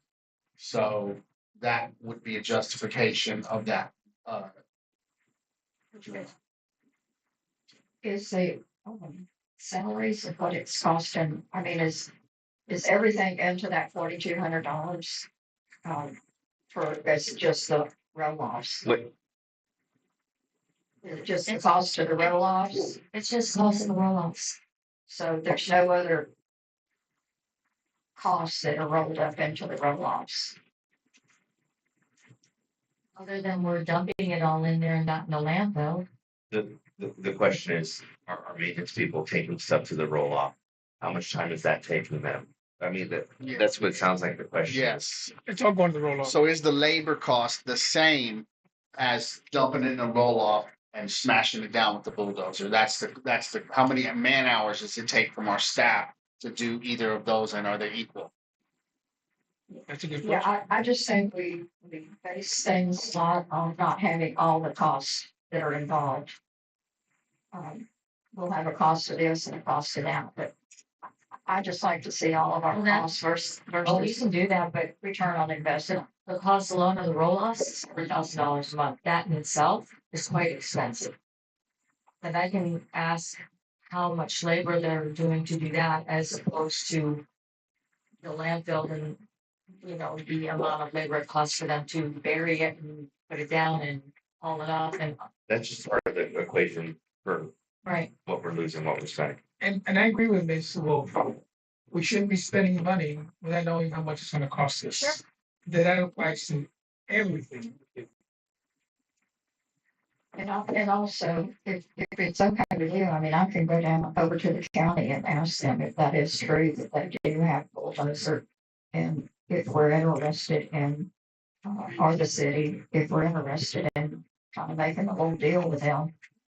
To, in the meantime, while we're trying to put all this Sharon? together. You want to do that? You go right ahead. I have no qualms about that. That's fine. I just, you know, that way you can get all your facts together. The county doesn't control the landfill. They don't have control of the They landfill, but might they have, bulldozer. They They might do have a lease out their bulldozer and other. but there are a lot of equipment, to my knowledge. agreements between the counties and the different places around that I've been a part of. So one of that meeting was supposed to talk about landfill, but then it kind of got canceled. So we just need to. I think it's worth trying. I'll go talk to the city and the county and I'll get a summary of everything together and then we'll try to make an informed decision. Very good. Anything from the membership? All right. Consider special assessment. I motion to table that. Table again, okay? Your second motion? A second. Call vote. All those in favor of tabling special assessment again? Aye. Okay, last item, discussion on financial management company, fractional CFO / HOA management company involvement feasibility. Jason, Mr. Long and Ms. Wolf, that was your all's item. I'm not sure what information you have for us. Floor is yours. Let me talk, you want to? Yes. You want to? No, you're the one that's been researching. So, various members have stated that they would like an HOA management company to come in here. In what capacity would that be useful to us? I don't know, because we haven't looked into it. Now, total management, no.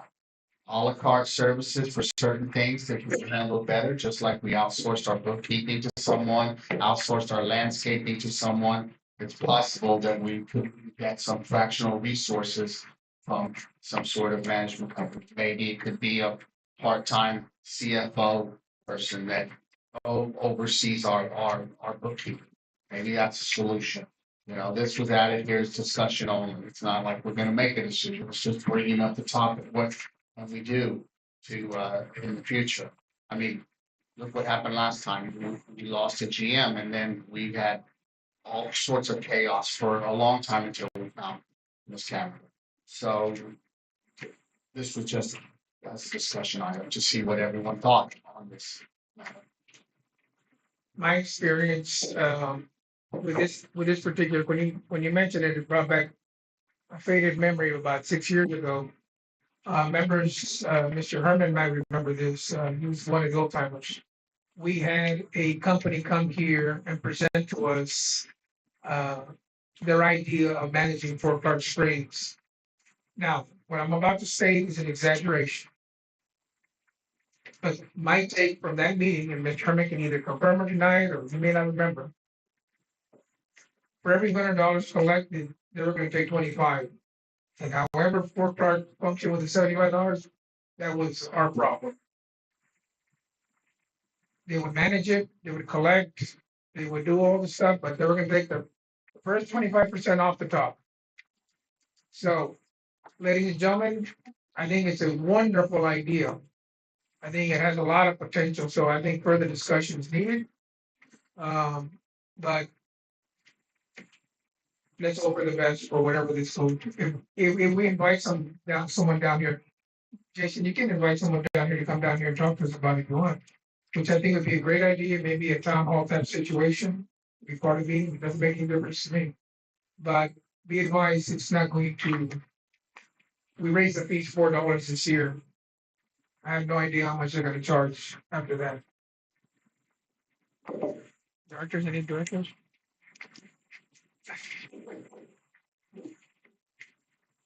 So the raising of the fees was a board decision, Mhm.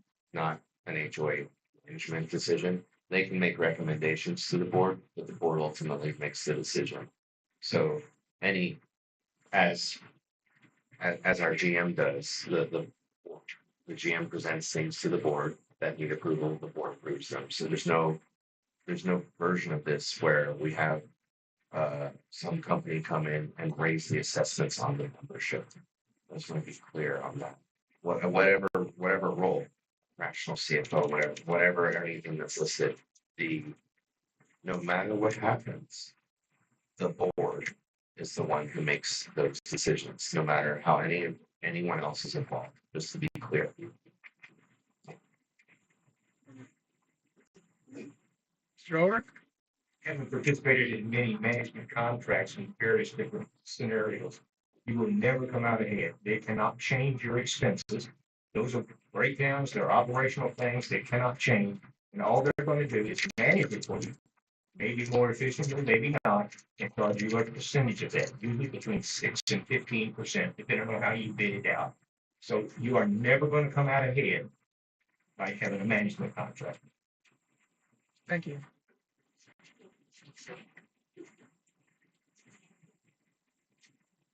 Speaking of raising the fees, is it true that some people here don't pay their fees?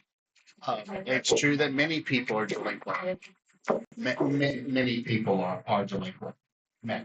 Why do you let them just get away with it? We're in the process of ramping up collections and putting liens on people's properties, and those have not been done consistently in the past, but that's. They're laughing at you. Well, hopefully they won't be laughing soon. So, there was some collection efforts before, and then we lost a manager, and then we had a board member running, then we got another manager, then we got another board member running. In between all those years, collection efforts kind of slipped off. Okay, and now the focus is it's one of the reasons that Anna's sitting here is to ramp up those efforts to get people to pay their bills. But some of them, people died. I mean, do you know how many mobile homes in Unit 3 that are ruined beyond all repair? Because someone died, someone didn't pay, no one took care of it. Now the thing's just trash. Like, there's no way. You have to tear it out of there. There's no way that someone's gonna go in a mobile home that's worth $10,000 and put $30,000 in it. You might as well just tear it and put a new one in there. Some people are able to repair their windows or their doors, whatever is breaking down on them. Yeah, but once a hailstorm hits and you don't repair a hole in the roof like the one across from my house, it's ruined. Like the floor is rotted, the walls are rotted, there's mold in there, like it's not feasible, So yes, but that's a side note on people that aren't paying, but yes, that's accurate. There was some salesman yesterday that came in and that they repair your, whatever carpenters and stuff. And they said they were told not to come in here anymore. What do you mean? So I mean, they just some local carpenters or a business A or business, yeah. were they soliciting? Because we don't really allow people knocking on No, doors. they're offering, telling you what they can do for you. That's You soliciting. need to take I don't care want of it. vacuum salesmen up on my door, like, don't- no reason. I tell the census people to take a hike. Honestly, Point, I- So. We have to continue repairing our. Yes, we do. Like we do our vehicles, we repair our houses too, because they'll come down on us. I like know, you said. I've got 13 of them and I'm constantly repairing them so they don't fall to the ground. We need to And it's let very them come in expensive. and offer and tell us It how is much very they're, hard. how much they're If you have the charging. number of those guys, can you send it to me, please? Because I need someone to do work around. I saw yesterday when he was going from house to house, explaining what they had and showing you pictures and telling you the price and everything. I mean, I don't agree with people going house to They're not, house. but if they're you- not, they're not supposed to be, they're not supposed to be, they're not supposed to be knocking on doors. And Fort Clark truck was following them with their lights on, like they always do. They should follow around at night and watch and see what's going on. So much stealing things going on and so much bad things are going on in the fort and they don't do anything. No, not enough security because they only have one in the daytime. I called the other day when there was a golf cart. I'm sure a lot of you people have seen those young little kids driving the golf carts. Have you all seen them? Oh, I call Have them. you? If I see them. There's a lot of rules all that slide, but I children called- driving around on motor vehicles is not one. I called security. The one that was driving was about 8 years old. And there was a little one sitting next to him without a seatbelt, of course. In the back seat, there was a little girl. And she was standing on the back seat. And she was holding on to the pipe. And she was going like this because that guy couldn't drive. And I told my husband, I'm gonna call security, No, the lady told me, she says, I'm working here by myself. I'm gonna be here by myself all night. That's not right. Ma'am, We agree. she could have called Matt. Matt's available 24/7. They might work at the gate by themselves. To God that Matt gets called because we're Matt, I'm sure he gets a lot of calls. He does, but that's his job. But only one security in the fort? No, we at have night? 2 security You and do now, but then you didn't. Because I called and she said, I've been here all day and I'm gonna be here all night by myself. I understand, but She must really need a job. well, I understand, but we always have one security during the day. It's nighttime that we usually have 2. You do now? No, we don't.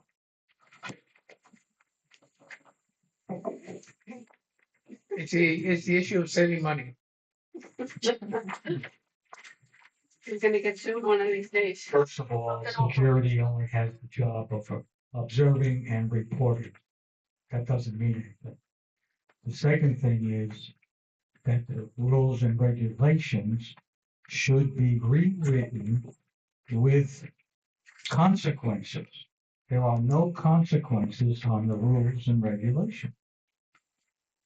This, for example, if the rule says that children cannot drive golf carts. Unlicensed drivers. Right.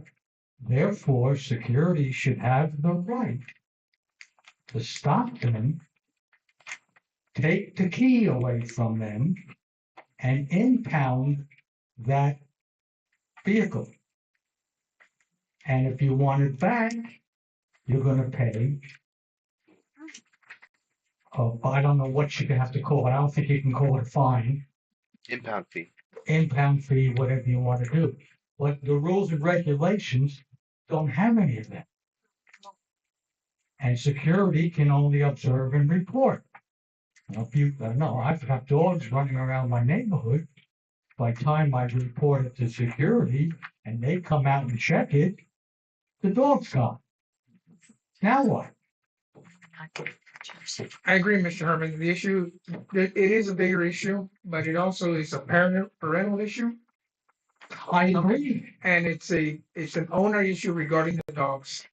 My expectation of myself and all my fellow members is to be courteous, respectful to all our neighbors regarding their dogs, and parents ought to, they have to take care of their children and make sure they're not driving those things unlicensed. Yeah, if we were ideal people and respectful of everybody on the fort, we wouldn't need rules and regulations.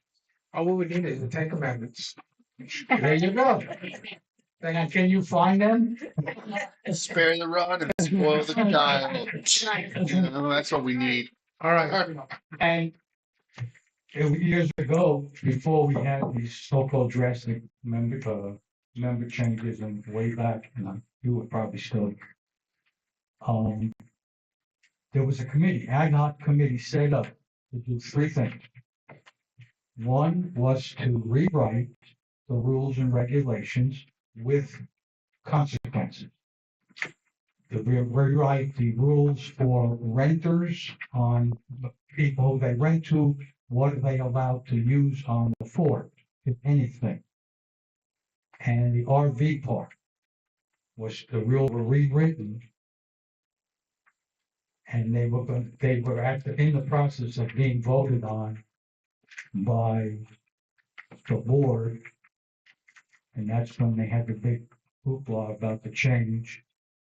And you know who I'm talking about. Would you like to resurrect that committee, get that going? You get the paperwork from Helena McBride. She still has it. Yeah, but I'm asking you. No, I will not do it.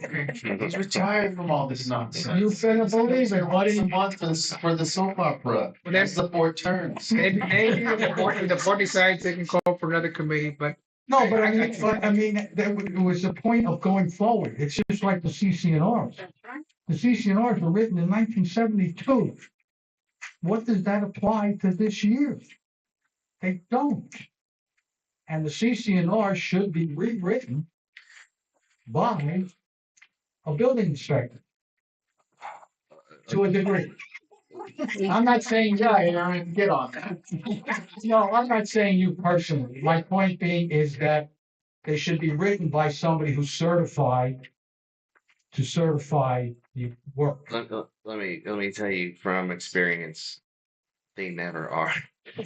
They never are. And even when I was a project a year or two ago, I was dealing with a zealot architect who got to write the restrictions for the neighborhood, who made it, yes, who made a 200-page CCNRs, truly trying to control the people that live there, and was also on the committee and prevented people. Anyway, we want to avoid that kind of thing. It's usually written by the people, and as my neighbor well knows, who's spearheaded the revision of our Unit 1 CCNRs, which I don't even know where we are on that anymore because I've been involved in that for 5 years.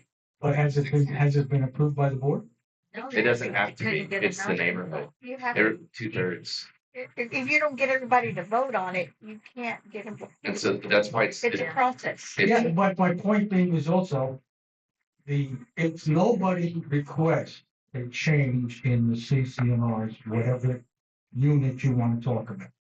Okay, there's a time limit where after so many years, if nobody requests a change, they are automatically renewed. So I think if you can find out if that stipulation can be gone away with, that after 5 years, let's say, the consensus of the board or the architect committee is finding that people are requesting variances,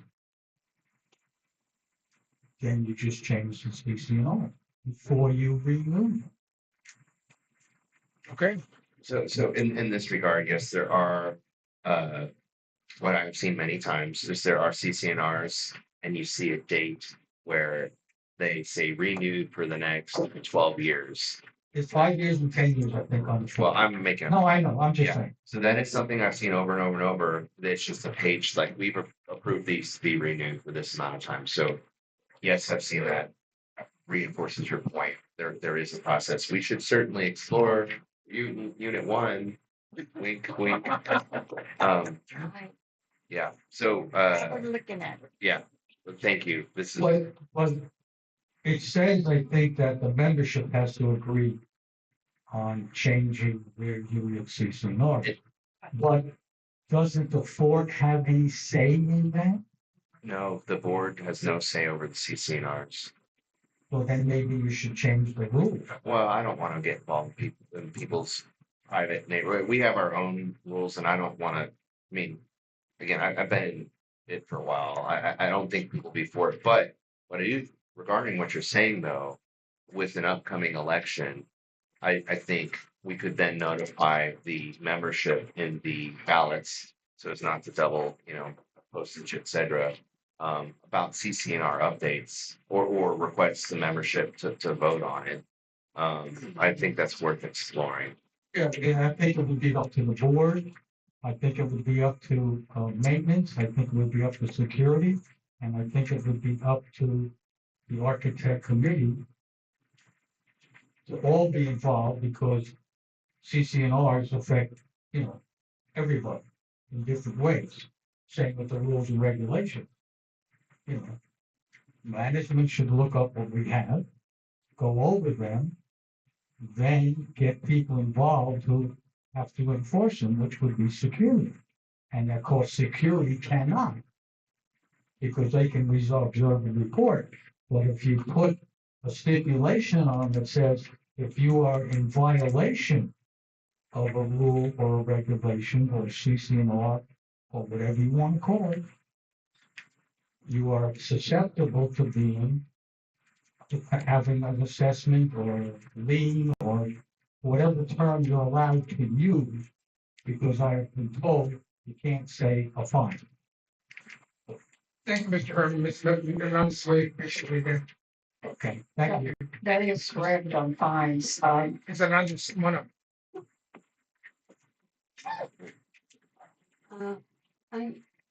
I want to know who agreed or who approved or who said it was okay that some pay the fees and some don't.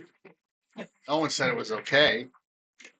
Well, you So- let them do it. No, so this, we've talked about this in other meetings. What has happened with previous boards, decades past, we can't undo. And this board has, since I've been on it, we have said we're pursuing this, we are pursuing it. There's a process, we actually, Ms. Martinez, specifically was hired as part of her role to take this on, and we are actively pursuing it. Look, it's right. I mean, it's fair. I mean, I don't mind paying them. I don't like them going up, but rules are rules, and if we want to stay here, we'll have to pay. Ms. Fernandez, we want everyone to pay. There's no one should be starting that. So it But disappoints me as well. They say, oh, I haven't paid in how many months? And I was, did you hear what he said? I couldn't believe. Well, they may be bragging, but not on break their own. That's not the kind of neighbors I want to have, to tell you the No, I truth. wouldn't My either. stuff's paid automatically every That's month. I'm true. not paying a You know late that- fee, an interest, or nothing It's to like you anyone, have to not a pay credit card, everything no else. one. You pay every month. You want to live here, or wherever you live, you have to pay. Yeah, I think we should, Ms. get Okay. towards the end of the Reinforce meeting and that, go to executive definitely, session. soon. because they're laughing at you, and they're still here. Thank you, Ms. Fernandez. Mr. Herman, you got one minute. I just want to mention something about what she's saying. If you don't pay your electric bill, That's right. they come and cut you off. We don't have that authority. That's the problem. And we actually Exactly. do. If you, Take your house, sell it at the courthouse, get someone here, they'll pay their bills. That's what we have to do. yeah, but that's a long drawn out process. right? That's not that long. Yeah, I know, but the point I'm getting at is if somebody doesn't pay their bill here, you can't stop them from coming here. You got that. We Because understand. they are allowed to go You to their house. can't, you foreclose their house. That's different. I'm just saying there's no immediate remedy I know. because you can't cut them off. Okay, Thank you. That's all I'm saying. thank you. All right, so we'll It wait is- off. And there's no immediate remedy because it's Texas State Law 209. We can't even withhold their. I call a point of order that this is way off topic and we need to move on, get to executive session, go have some lunch with the membership like the Overton has brought. I move that we terminate this meeting now. We're adjourning right now into Second. we're adjourning into executive session at this moment at 12:39. Thank you very much. I'm hangry. Next meeting will be November 15th, 2025. Safe place, safe child. You're on your lecture, if I may. Yes, I have.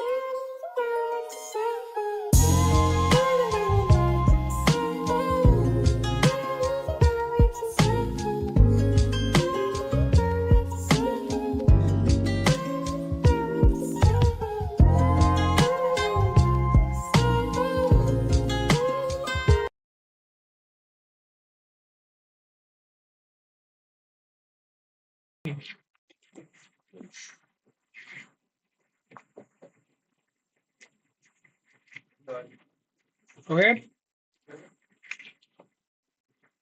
Good afternoon. It's 2:56 p.m. reconvening into regular open session. The board during executive session completed some business, specifically enforcement action. We approved an architectural request. Under contracts, we unanimous approval of bookkeeping service up to $2,500 that Ms. Cavender will manage. Legal matters, we will be sending a question to our court clerk attorney. Those are all the matters that were discussed or approved of or reviewed during the executive session. Now 2:57, we're adjourned from our meeting.